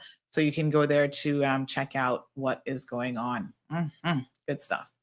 All righty. Yes, honey child. Good stuff. All right. Glad to see that some of the students that joined in. Good morning, Miss Catherine. So good to see you in our classroom for a change. Vanessa is always here. And Sarah, good question about the actual travel arrangements, because that's really, really important. So I love trips that you have like cultural exploration. And, it's not just about going somewhere just to sit on the beach and drink margaritas all the day, although I suppose some of you are really into that too. But I'm just saying. The cultural things, the going to the museums and learning about their history and their culture. And a big shout out to the Cayman Islands Chamber of Commerce. They put on a trip every year as well for a couple weeks where they go to different locations. They've been doing the 7 natural wonders. So we did Victoria Falls last year. Before that was the Greece trip. And it's amazing how much you learn about these different countries and industries. And, I think it's one of the things that I always appreciate coming back to Cayman after going on these trips, because this is still the best little rock in the world, honey child. We got our problems. Of course, we've got our problems. However, Whew, y'all don't know how rough it is elsewhere in the world. You have no point of reference. And that really, I think, is the biggest takeaway, how much we have to appreciate what we have here. All right. Yay. Okay, we got what, about half an hour left in the program? The time sure flies. What can we talk about in half an hour? All right, so a couple things hitting the news feed this morning. The chamber, let me mention this. They are going to have their annual election debate coming up. One of the things that they're going to do this time that is a little bit different, so big shout out to them, is they're going to introduce for the first time the party leaders debate. Honey child. So let me say this on the political front. What we see happening is quite interesting. It is a shift, and I guess we will see whether or not this is a long-term shift or if it's going to be short-term or how this is going to work. But there is definitely a shift towards parties. Everybody now thinks that they understand that, okay, the Caymanian people want an idea of, if this party gets in, this is going to be the leadership at the party. Although none of them have indicated, if this person gets in, we think they're best suited for other positions. And I do wonder if we would hear that from any of the parties. So maybe that's yet to be said, because a lot of them don't have a full slate. Now, I know the TCP party has said that they intend to run enough people to be able to fully take the government. And so one of the things that was mentioned, I think the last time that they were here, is that they will still be onboarding additional candidates. So they're not done yet. They have an initial slate of people that they introduced, but more people are coming on board. And I guess they're in the process of that. And of course, we will hear more about those individuals in due course. I know about some, but I can't tell y'all, okay? Because it's confidential. And I don't know about it from the people in the party. I just know about it because I know about it, because Auntie got sources all over the place. Ears and eyes all over the place. One of the interesting things about when people say to me, how do you keep track of all the information, and your brain must be all over the place, and girl, and I say, well, as a Caymanian, I have my ears to the ground and I hear a lot. People tell me a lot, people talk a lot, and I hear a lot. And so, I take it in. Sometimes things will come out like now, and it's something that I heard a month ago. But, I was like, okay, I'm not going to say anything because I don't know where that's going yet. So we just kind of wait and see how it all develops. So I hear a lot, and a lot of times that comes to fruition for sure. So the chamber is saying that they're going to have a party leaders debate. And I'm so looking forward to that. That is going to be uber interesting, without a doubt. Honey chat. And then in addition to that, they're going to have their comprehensive series of candidate forums, which is going to start running from the 13th of March through April the 9th. So here's what we're going to do here on CMR, right? Because of course, last election, we were the media sponsor that came on board with the chamber, and wholeheartedly supported their efforts as it relates to the chamber debate forum. And we will be, I think they're going to give everybody, all the media, obviously, attention to the opportunity to broadcast it, but we will be there in full force.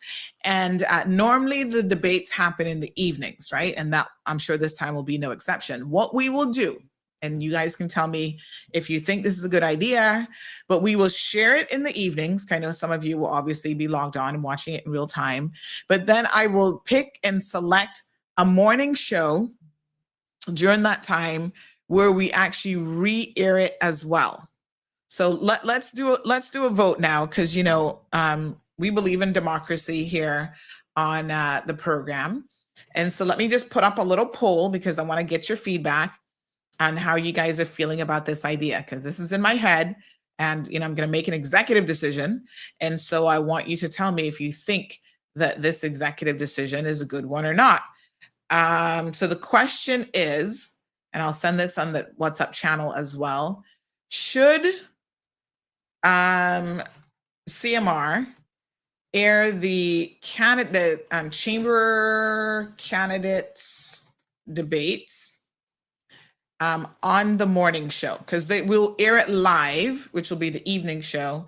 But the question now is, do we also share it, which would be like a re-airing, rebroadcasting of it? Should we share it then on the morning show as well? Which would be, it's going to take up time where we would otherwise be talking about live stuff. So that's why I want y'all to think about it and let me know what your thoughts are in that regard. So let me slide the question over here and then you can start voting. Should CMR air the chamber candidate debates on the morning show? Because maybe you're not heavy on social media and you would not necessarily be, watching it in the evening hours. And then, of course, some of you might be exclusive radio listeners. And so you have to let me know if that would work better for you. Good morning, caller. Good morning. Good morning, honey child. Good. How are you? I'm good. I don't think you should do it in the morning. I think you should do it live in the evening. I'll vote as well. Okay. And then we should talk about it the next morning. Okay. So that way, if people missed it, they'll still get a gist of it because you'll be talking about it. Okay. All right. So you're going to vote no? Yeah, I vote no to airing it twice. All right. I just sent out the poll question in the channel, so go vote in the channel. Or you can do the QR code voting. Yeah, okay. I see what you're saying. Yes. Okay. And then maybe what we could do is we could pull snippets from that, like we would, say, for example, the parliamentary sessions, whatever. It takes a little bit more time though, because clipping video segments is time consuming. All right. Good morning, caller. Morning. Morning, dear. I absolutely agree with the previous caller. Okay, so you'll be voting. You should have an analysis of what was said. Okay. And a discussion, because there might be elements that were not covered. There might be things that were asked but not answered.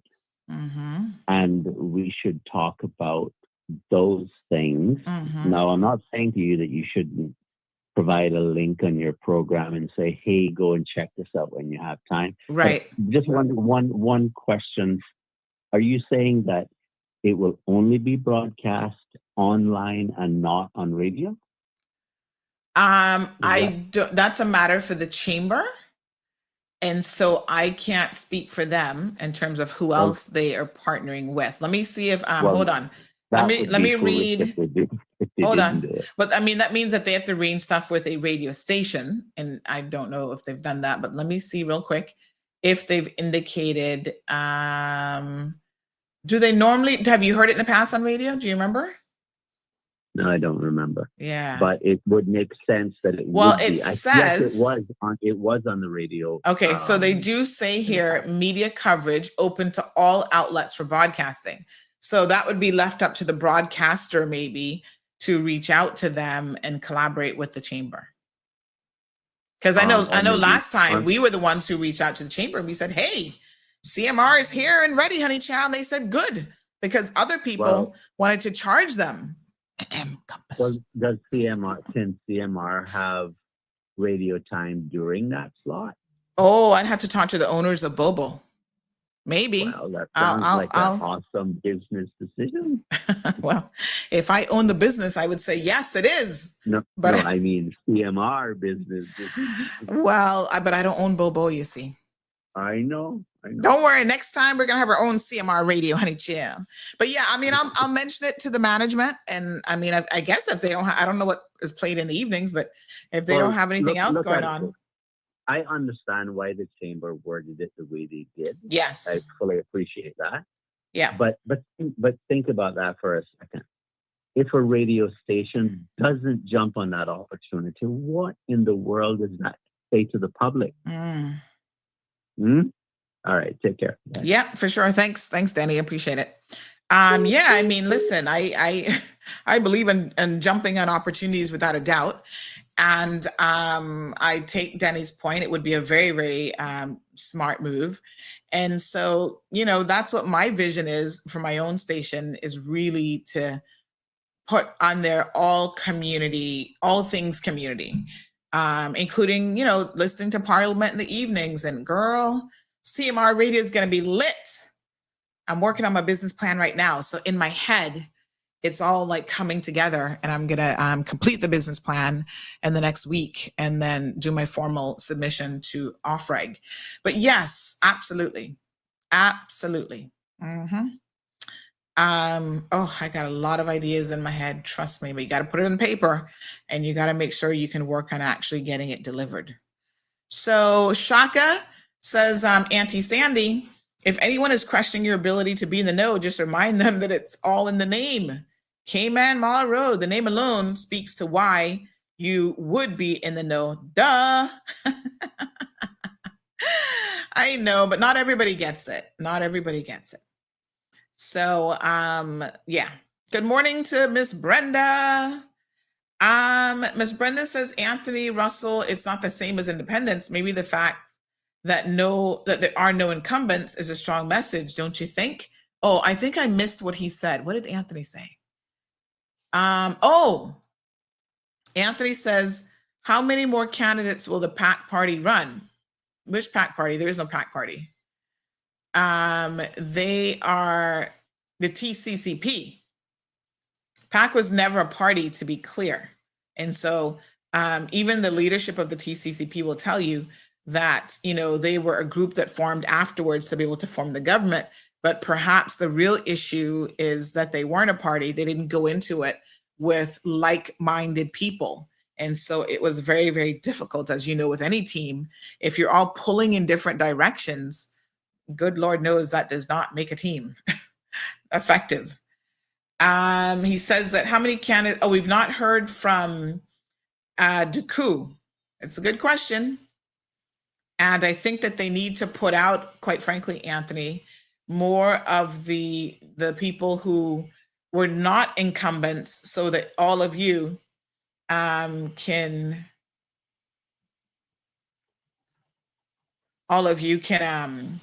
get to know them a little bit better. And it takes time for, everyone to get to know people. And that's what I have always said, give yourselves 6 months. Trust me, I sit in the seat every single day, and I know a thing about a thing or two. And so it would make more sense for them to have come out earlier, in my humble opinion, because I'm not their marketing manager, so I ain't telling them what to do, but I am kind of telling them what to do, if you know what I mean. All right, Anthony, good advice. Anthony also says, how can the Cayman Islands National Party not run an incumbent? Isn't that the same position the company has been in with all the independents last election? Who would know parliamentary procedure and processes? I'm assuming they haven't been able to find an incumbent. Not that probably they didn't want to run one, but maybe they haven't found any that is willing to work with them. So it's an interesting question, because really they're bringing a lot of new and fresh faces. But as we said 2 days ago, new and fresh faces is not a criteria. We want people with experience. And so that is why they actually have a much harder sell, in my humble opinion, than anybody else in terms of a party. Because of the lack of experience, they need to tell us, what are your individual candidates able to bring to the table? That's what they should be on this show right now, trying to sell you all on, but they are not here. Some people scared of the cold hard truth. I'm just saying. If you're 26 years old, you're 35 years old, you're 15 years old, and you want to get into the world of politics, I need to know, what are you bringing to the table? Tell us about your leadership ability. Demonstrate where you have been a leader in a situation of crisis. That's what I want to know. And I ain't hearing none of that. Miss Debbie, honey child. In regards to your update on the riff-raff protests, Parliament will soon dissolve, but once it reconvenes, we will protest and demand the change we want to see. Those seeking a seat in Parliament should commit to addressing our concerns, and if they fail to do so, we will take action through protests. We want change to immigration reform, price gouging, and we also want limits for parliamentarians. 2 or 3 terms should be the max. We're wanting to hear about the removal of the... and it got cut off. Wow, 2 or 3 terms. Woo! Honey, child, you're coming hard. Interesting.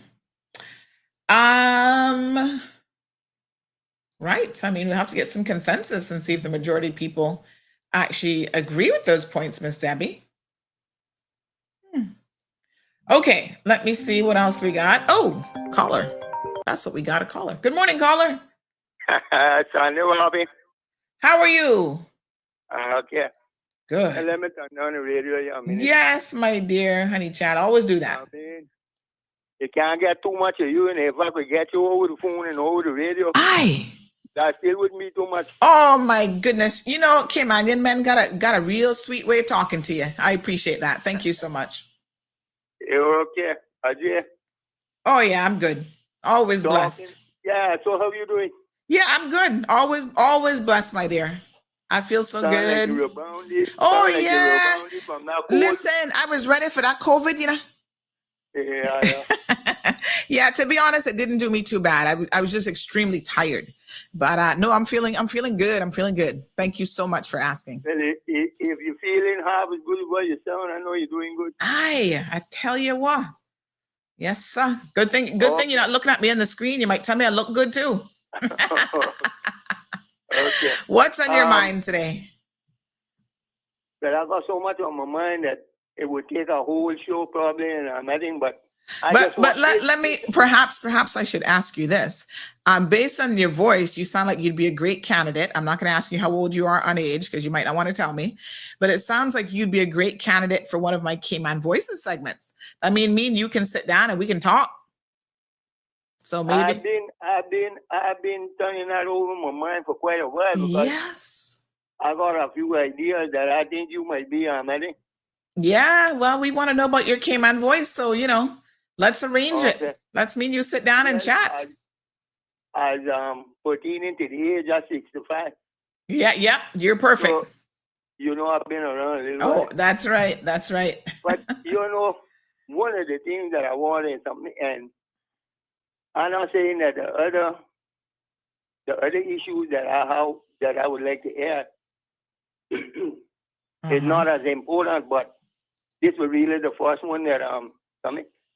Talking about the new party that is formed with Mr. Patton and the TCCP. Miss Turner and them, right? Yes.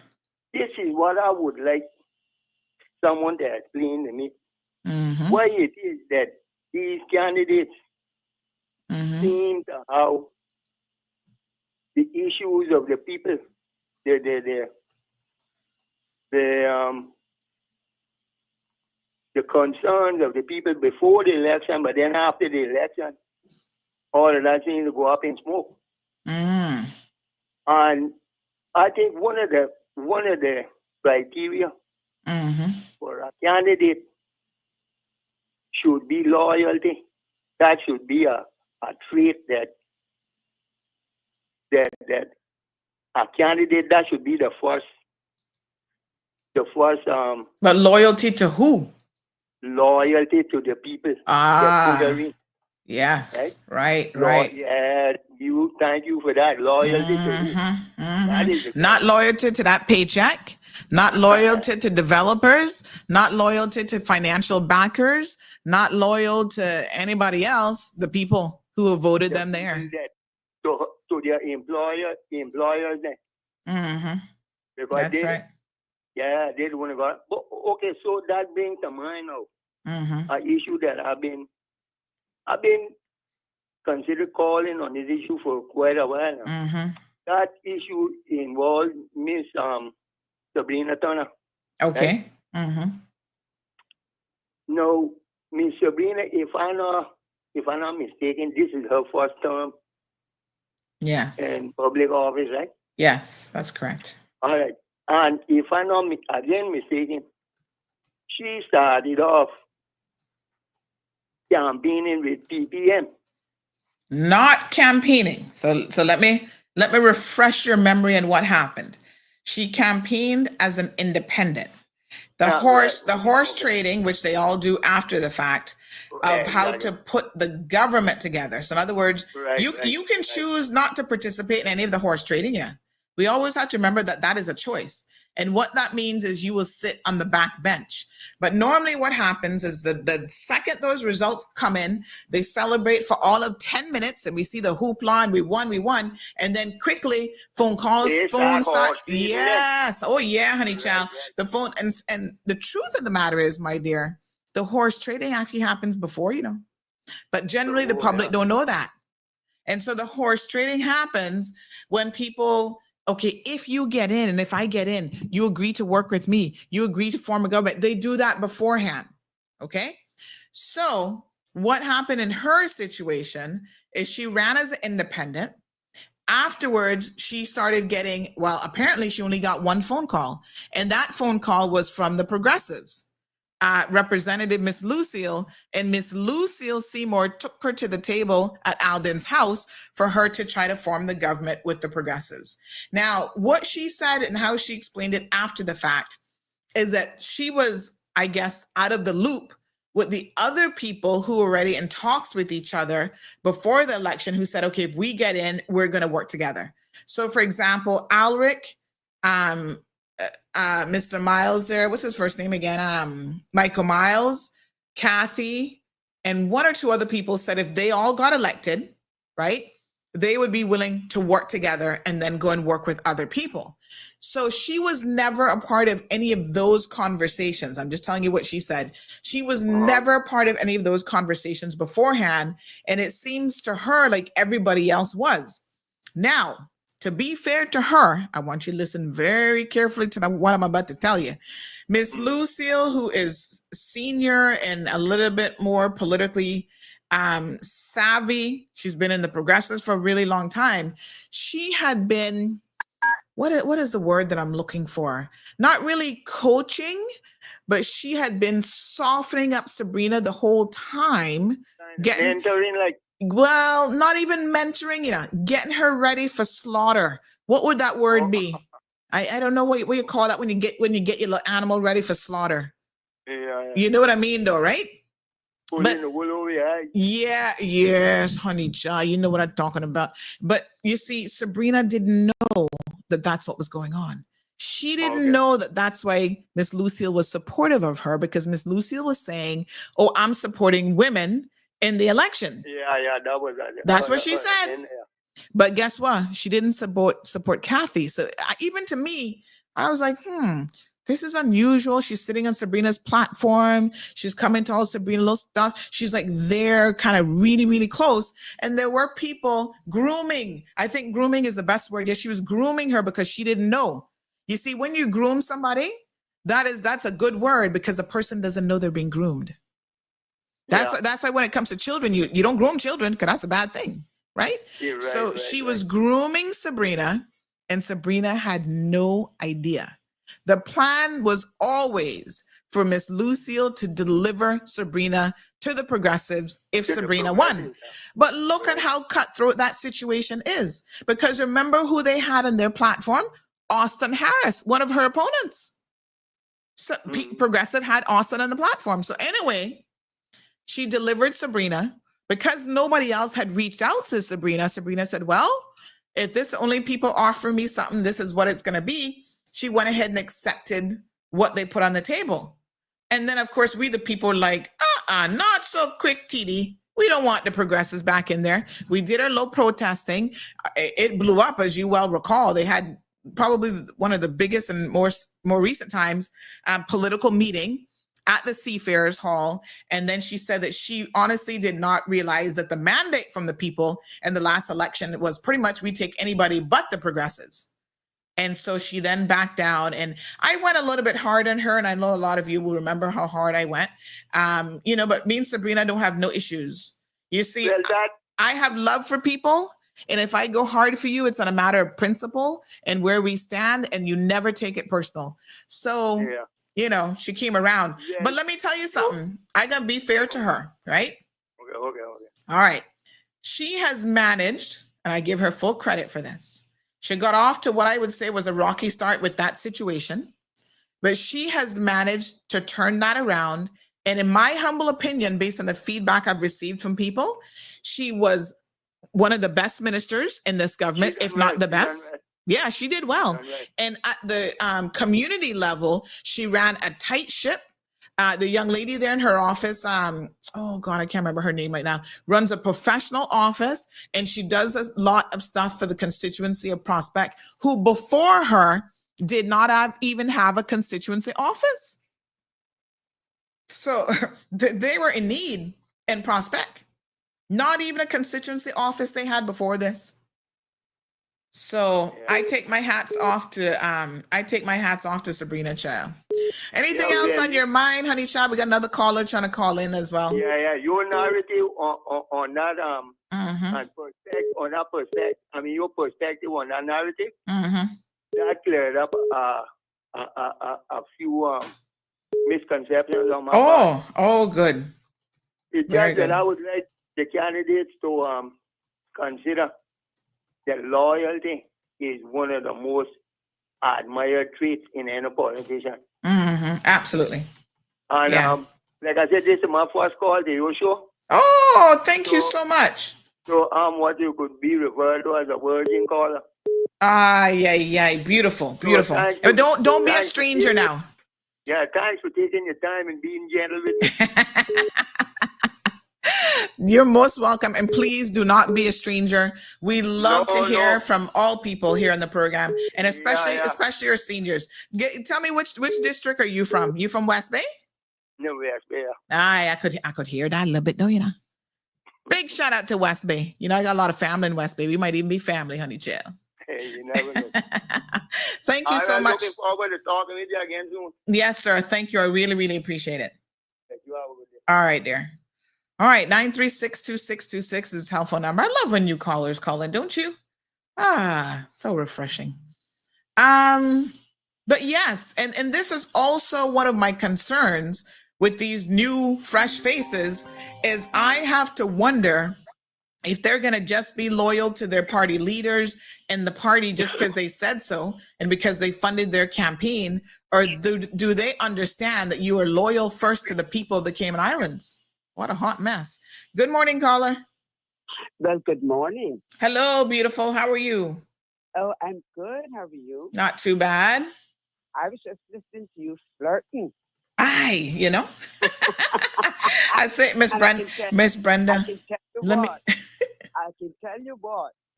In this age group, they would say, Montgomery lyrics right. I was going to say, you could see why our Caymanian seniors, when they went off to sea, why they had girlfriends at every port, you know. That's right. You can see what was going on, boy. I tell you. Know what?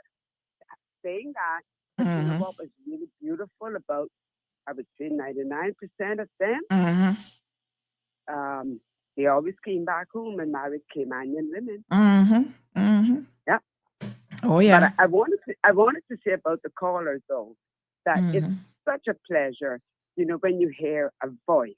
Yes. And immediately, I don't know about you, but immediately, you know, that's a Caymanian. Oh yeah. And he or she is from that area, you know. These are things that, you know, I miss. It's being lost. Our young people probably didn't even know they existed once upon a time. But, you know, it to me, it's music to my ears anyway. Because I'll be honest, when I first heard him, and I say, is that my uncle? And then I thought from it, no, that's not possible. Anyway, yes. I just wanted to go back, just to say that you read out something that I wrote. I was responding to Russell, I think. Anthony, yes. Yeah, I Right. didn't see his messages, so I had to scroll back up. Right. So, right. Because you read his last message first, and then that's not the one I responded to. So I was telling you to look at his previous message, because that is what I replied to. And I think it was the one where he said something about one of the parties not having any incumbent. Yes. Yeah, that's the one I responded Okay. to, not the one after. So just, to put it in order, because obviously people are listening, some are not seeing. And, I get phone calls afterwards too, so this is why I got to keep my nose clean and tidy, Oh, keep the record straight. Oh, that's right. Tell them like it is. Yeah, so let me ask you, because I see your code thing here. Yes, the poll question then. Okay. And that is regarding doing it. So 64% have said no, don't re-air it. So basically the debates will happen in the evenings. So we will carry those live on our social media channels. So that'll be YouTube, Facebook, and Instagram. But what I was saying to myself, I was kind of mulling this over, is that maybe there are people who only actually get to listen to the morning show. And so what would you guys think about it being re-aired in the mornings? So far, the consensus is no, don't re-air it in the morning. I'm seeing it. But to be honest, I think that someone had a brilliant idea about it. Personally, this is how I look at it. You can always go back on. Right. That's right. For example, there are people who will not get home in time to watch it when it's aired live. So, like, they might sort of be doing a catch-up thing. Watch today's, tomorrow, on and on till they're all finished. Right. So we'll do like a recap in the morning and then discussion. Right. Yeah. I would say that's a good idea. Besides, if you were to bring it in live in the morning, obviously your people will not be able to ask them the questions they want an answer. So probably better to just bring it, discuss it in the morning or a morning after, and then bring it live, and then if people have questions that I don't know if you're going to be able to field them questions, then they can send them to you, and hopefully then, you can give them to whomever, because that's one thing I do not like about these debates, I have to tell you. I think that the questions are posed in a very biased way. Most of them are framed in a very bad way. And I don't know who comes up with the ideas of the questions, even the topics really, some of them that people are being asked. But I think there should be a segment within the question that comes from the people, because it's us that want to know.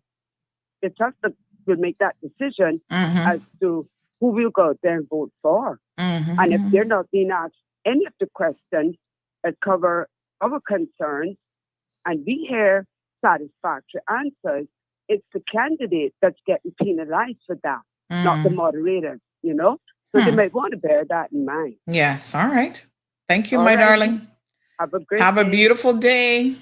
Yeah. I'm not going to stay on too much longer because I think I have some workmen come in to help me sort out Marlon's birthday gift today.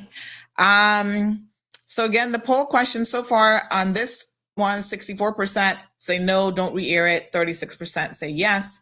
In the channel, we have, they don't do percentages, but it's about 22 people so far saying yes, air it, and 14 saying no. That's interesting. So most of them are saying yes. Make sure you're selecting the right one. Now read the question carefully. There's always a thing with reading questions properly. Sometimes people don't hear a question properly, so that's why they don't respond. And that's why active listening is so important, as well as you gotta be able to respond to the question adequately as well. Let me just make a quick phone call, because if my guy is not coming, we can go into a little bit of overtime. So let me see if they're coming at 10 o'clock. If not, we can keep talking a little bit more. We're getting Marlon present sorted out, honey child.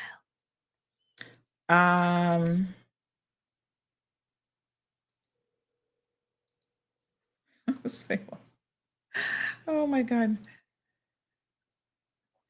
Good morning, sir. I'm WhatsApping you, but I noticed you haven't been getting them. You must be out of Wi-Fi zone or something. But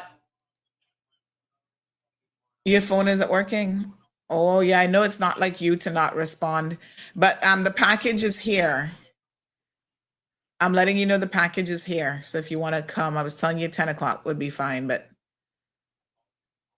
you're coming for 10?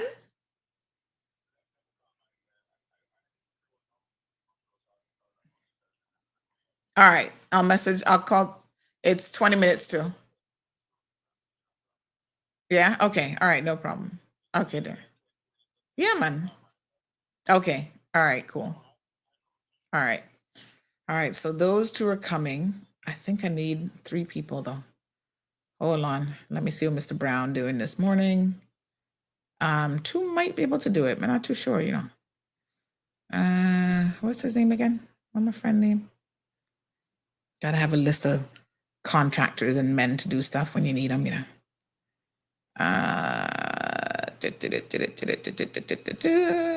Let me just check and see. Morning. Good morning. Hello, sir. Miss Pat says, sweet mouth, love her beautiful Caymanian accent. Trust me. Beautiful. Anthony says they will be loyal to their party leader, Dan Scott, only because that's the only person they know. No one in the public seems to know who any of them is. I mean, I wouldn't say no one, but maybe they're not that. Well, what the hell is Marlon's present, says this person. Missy. I'm not telling you. Hello? Hello? Hello? Boss man, morning, sir, morning. Package is here. You on your way? Oh, okay, all right. Nathan on his way too for 10 o'clock, no problem. All right, thanks there. All right, everybody in time today, come in for 10 o'clock. I love workers when they're on time. Thank you, Sir Anthony. Justice will be served, says Cayman Election should be looking to help with cost of living and the landlords who crook and the private school charging an arm and a leg for 1-year-old. Oh, honey child, they're not gonna change that. That's people can set their prices. You don't have to pay it though. Good morning, Sandy. After the election, the government has to be chosen from 19. Yes. So I hope when Sabrina joined party of which she did not run with, you will continue to hold her up in high esteem. That then goes to any of the TCCP members, including Mr. Panton. Salvin, sorry, wrong person. Salvin, have you noticed something? I want to make an observation, which I think you should probably pay attention to as well. Yesterday, by the way, we saw Alva Saku signing on with the Progressives, right? Everybody saw that? Let me show y'all something that is actually happening. It was, let me just pull a picture here and I'm going to show you. Hold on one second. So they did it with, what's his name? Festa as well. They seem to be having them sign some sort of a document. Okay. I don't know exactly what the document says, but I believe I found the one of Festa. Hold on. Let me see if I can find the one of Alva. Somebody send it to me, please. Somebody sent it to me yesterday. I do know that. But I do believe that document that they're having them sign. Oh, here it is. I got it. I believe that document that is that they're having them sign, looks like it's multiple pages too, honey child. Now Alva had left the party. He's rejoined the party. Okay. But I believe the document actually that they're having them sign, and I'm sure all the parties are probably doing this, is a document that essentially would say they're not going to do what you're suggesting Sabrina would do. That is why this is different. TCCP, what the other party called again? Dan's party, for lack of a better word right now in my brain. And the progressives are all mindful of that being a possibility. So I am willing to bet you, Selvin, you see this? You see that, Dissel? And you see that, Dissel?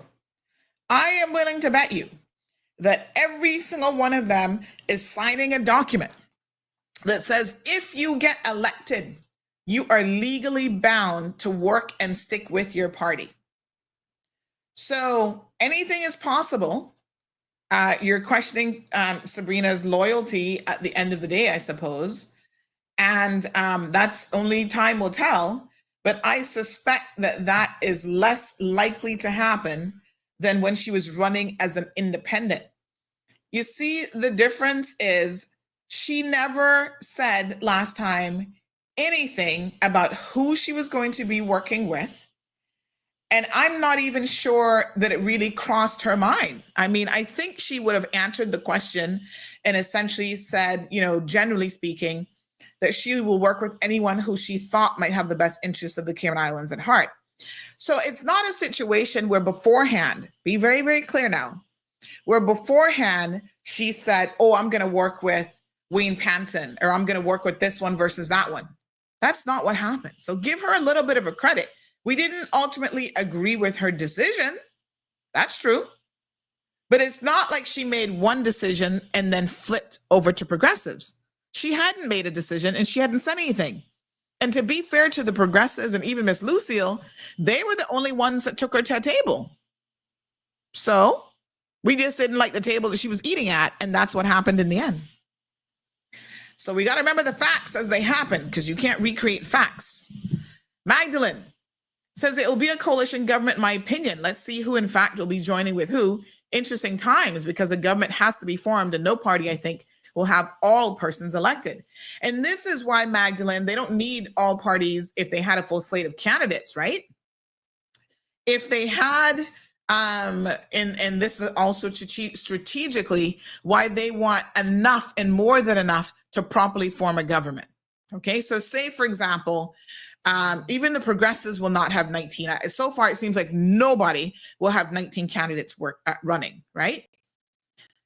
In my opinion, it should not be that hard, but obviously it is, to find 19 people in Cayman who want to run with a party and who are qualified and have the requisite, you know, bring something to the table, qualifications that we want.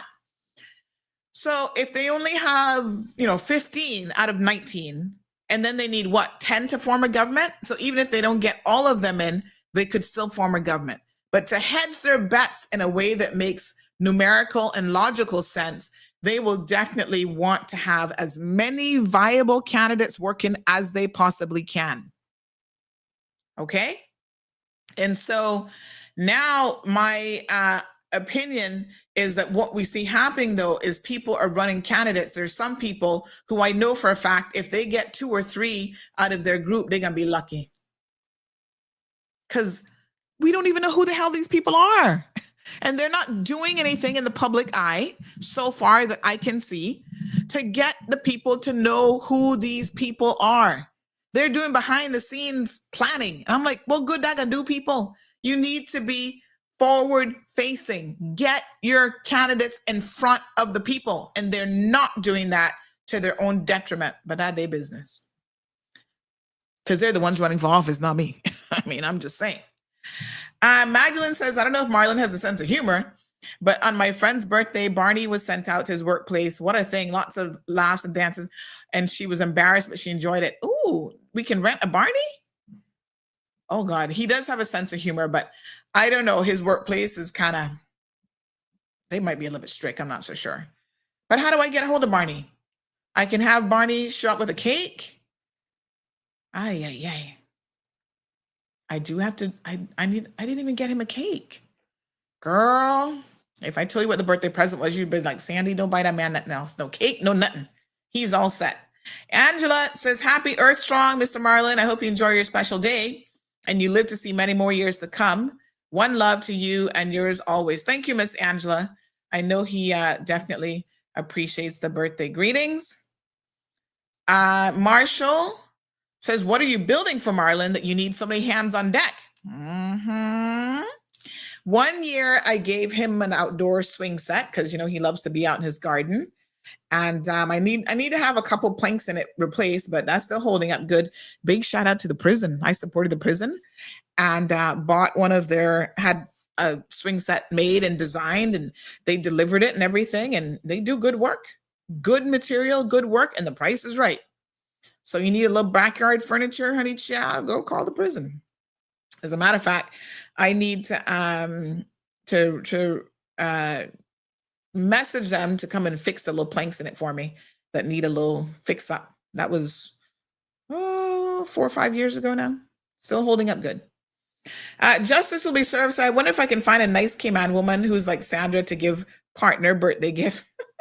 Lots of beautiful, nice Caymanian women out there, Justice. You, like you said, you just got to find one. But I would say Caymanian women, I'll be speaking for myself and all good Caymanian women out there. As a whole, most of them know how to treat people right once they're being treated right. Now, you know, honey child, this is a joint situation. No man not gonna mistreat me and that I'm treating him like a queen or king, sorry, and he not treating me like a queen. That can't work. It has to be reciprocated. And so, you know, you need men that are respectful. They're not cheating on their wives. They're not beating their wives. They're good fathers. They're good husbands and that sort of thing. I'm just saying. And then you'll be surprised how sweet they're going to treat you. Making sure you're eating good all the time.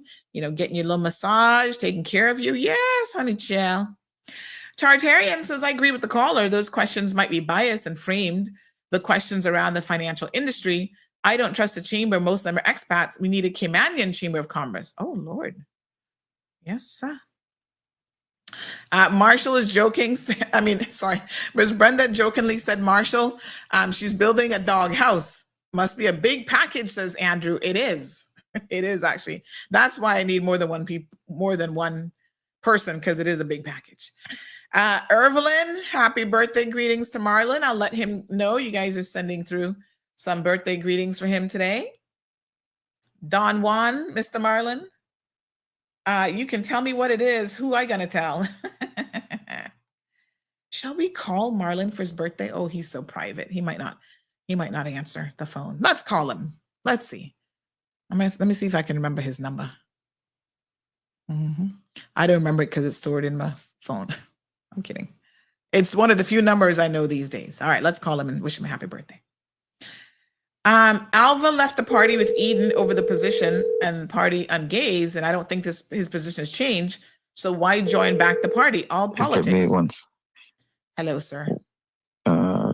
Yes, ma'am. You're live on the radio, and all of the CMR listeners just wanted to wish you a happy birthday today. I'm actually on 2 calls and another call in my ear. Hi. Hi. Happy birthday. Hi. Thank you very much. All right. Have a good day. I'll see you later on. Okay. Let's talk about lunch plans if you're free. Ooh. Is it lunch you want? We'll talk later. Okay. Bye. Ooh, he got a nasty sense of humor, honey chill. But he only talks to me like that. But I'm talking about if it's lunch that I want, you see? And I say nothing else. All right. And so that's his day. He is on, anytime I call him, he's got like 2 or 3 calls going at one time. Apparently his job requires him talking to a lot of different people. I know. It's an interesting question, Anthony, and perhaps that's one of the questions that will be asked of him on the campaign trail. Rex says, Don, something is very wrong with you, bro. Stay off the phone. You are sick, Bobo. Stop. Who are you talking to? Who's Don? Which Don was on the phone? I'm not sure I know who you're talking to, Rex. You might want to clarify. What a hot mess. Not throwing away a loyal party for nobody. Keyman has so much to learn.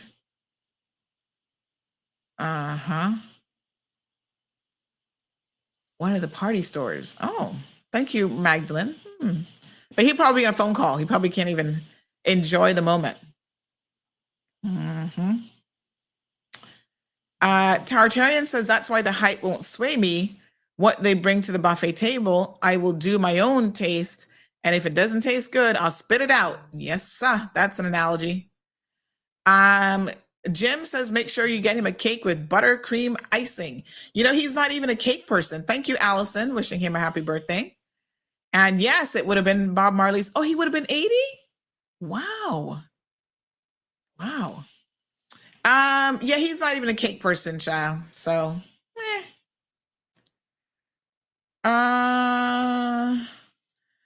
NicoPhoneAccessories.com says, good morning, Miss Sandra. Just hope and not everybody is sick like John in government office. Truth, him not treat him workers them good. Him want them pass a law, say, one, you have a leave one employer to next, you have to go back to your country 1 year and come. Oh, Lord. Well, everybody know John not a good employer. He not a good boss man, not at all. That should not be news to anybody. I'll be honest with you. He takes advantage of them in more ways than one. Shaka says, could it be the case that most of them are reliant to their party to get elected without any real effort on their own, including putting out a personal manifesto? Yes, I would agree that that might be happening for some. And where the reliance comes in, Shaka, is the money. A lot of these candidates, and I'm not, again, speaking from a position of I don't know, I'm telling you, a lot of these candidates, and surprisingly, that includes some of the incumbents, do not have the money to run an election. And I find this shocking. What a shock and surprisation. Because for me, especially as an incumbent, I mean, the other ones, it depends obviously on what they were doing in life. But say I had an inkling that I was going to be running for political office, and I'm in there now, you know, as an incumbent. You know you're gonna run for election. That probably been in your head for the past 3 years. You already know that. 3.5 years. Should you not have been putting a little bit of money each month in your kitty, your bank account? This is my campaign money. And then therefore, you could have started 6 months out. Money would be no issue, and you would have been good to go. So I struggle to understand how they need financiers to fund their campaigns. If they were fiscally responsible, they should have been saving up their money instead of talking about they not got no money to run a campaign. So then they have to rely on people who either have money, but trust me now, just because somebody have money don't mean that they're spending their money, but they have the structure to be able to go out there and do campaign fundraising. And who are you doing campaign fundraising from? People who have money. And who are people in this community who have money?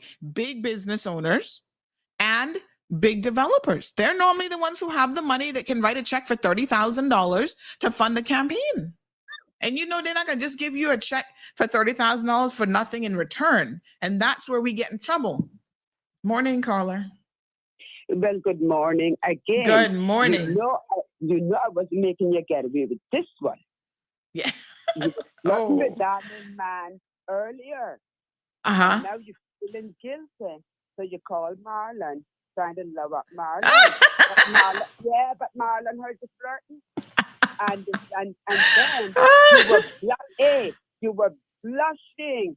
When I was talking to Marlon? What a girl is in love. This girl is on fire. How you know about that song, Miss Brenda? Miss Brenda's up with the times.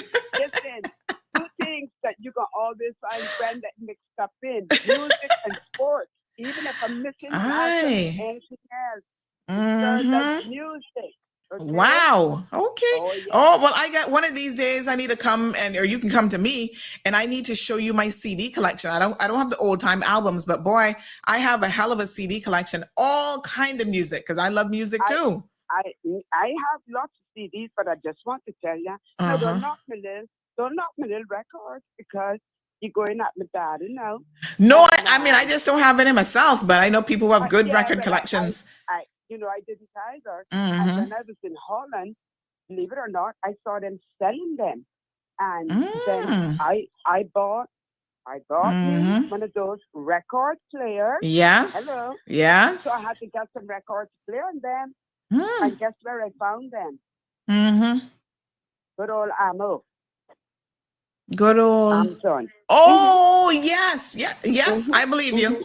Because actually, Marlon has he had bought a record player some years ago too, and he bought a Bob Marley Classics album with all his hits, which he had so many, and he always likes to play that on the record player. So yes. And funny you say, well, yes, let's remember Bob Marley. I'm looking at him right now because that's my guy. And today's his birthday, of course. And today he would have turned 80. Wow. So I suspect his children would be celebrating him. Of course. It's funny you would say Bob Marley, because I have two cousins there in England. And well, two of my cousins. There are two. It's a couple of them, but the two males, they love Bob Marley. They don't know a thing about him, but they love him. Yes. And one of them has a birthday today. And the only thing they ever want is something with Bob Marley. So I'm always having to find, Bob Marley music to send for him. Yeah. So, very nice. Marlon is in good company with his birthday. I know other people with birthdays today. Yes. Yep. Yeah. All right, So my dear. Thank you. Thank you so much. Make it special for you. I really appreciate that. Thank you so much. Keep that blushing for later on. We don't need to see that. Oh, thank you so much. So both Miss Magdalene and Miss Brenda picked up on that. Magdalene said, "Oh, my girl is brushing, so in love. Girl, treat your husband good." Miss Brenda says, "Yes, I saw that too." And she's calling me to tease me. Thank you, Miss Brenda. Oh, my goodness. What can I say? What a hot mess. All right, we're going to start to wrap up now because, yes, I do have to go sort out his present. Anthony says we need to go through the candidate list. All hands up for this. We need to know who is the members of the CINP. Well, you're not going to know the members, but you're going to know what candidates are running. And that's obviously a very different thing. Good morning, Miss Joy San. Miss Joy San says the reason most of the new candidates, I believe, came out after Christmas is so they don't have anything, so they didn't have anything for their people or start to visit. You can start slow, and work up to it. So, I mean, what do you mean? Like they didn't have turkeys to give out? You don't have to do that. Just start to get to know people. You don't come heavy in the beginning. That's like a relationship. You got to start out easy, honey. Yeah. Miss Debbie says, I want to be a fly on the walls tonight. She says she want to come to my house and be a fly on the wall after 9:00. Is Emily DeCruz still appointed as the president of Colors Caribbean? I don't know. She was the president of that? Oh, I have no clue. I must say that we do need to know a lot more about her because I don't even know anything about that. I have no clue. She was president? Okay, well. She definitely needs to come to the table, Anthony. I think a lot of people have a lot of questions. They'd like to get to know her and, what she's done and so on. All right. Thank you, Shaka. Says these are the things to consider when considering a particular candidate and their reasoning to align with a particular party. Justice will be served. Says what is Dwayne Seymour's role? Next election, he will say to get status should be 100 years old. I can't with that man. Peridot Max says that's right. Keep it spicy, Marlon. Yes, it's sweet. It's sweet. It's sweet. Anywho, let me get off this. Y'all embarrassing me now and really making me blush for real. Debbie says, Sandy, Brenda's on the ball today. You stay there.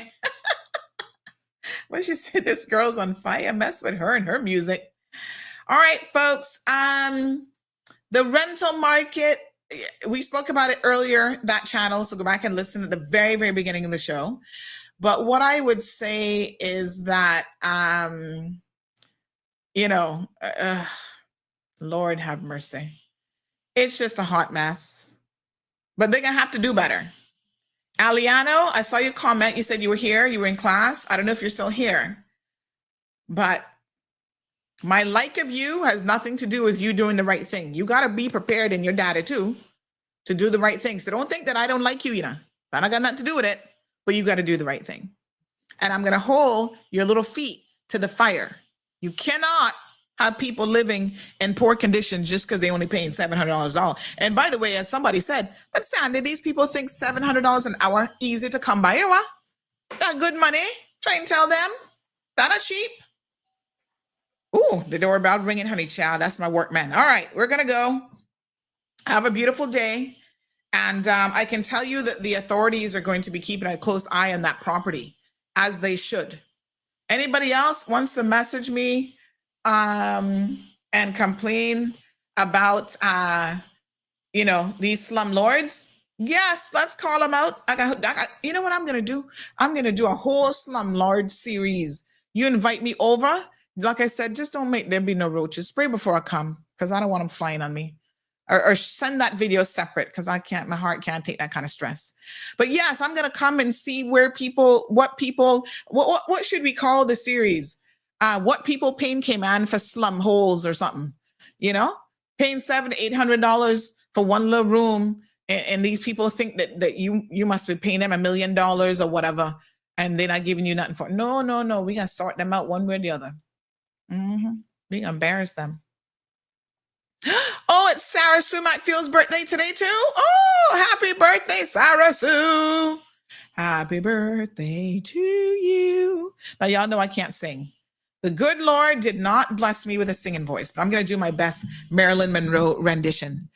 Happy birthday to you. Happy birthday to you. Happy birthday, dear Sarah Sue. Happy birthday to you. And after that, you're like, Sandy, please never sing again. You know what? I would probably have sounded better if I had done a little, hold on. I know how to make y'all think it sounds good. This is what we do. We put a little, hold on, let me find one of my buttons. We do it through, do we do pitch up or robot? Megaphone? No. Let's see what the pitch up sounds like. Happy birthday to you. Happy birthday to you. Happy birthday, dear Marlon. Happy birthday to you. Bump, bump, bump. Have a beautiful day. Thank you for tuning in to another episode of The Cold Hard Truth on Bobo 89.1 FM. Cayman's #1 talk show is live weekdays from 7:30 a.m. Never miss an episode again. Watch anytime on CMR's Facebook and YouTube channels for the latest show episodes. Don't forget to follow us online on our social media channels. And visit CaymanMarlRoad.com for all the latest news and community happenings.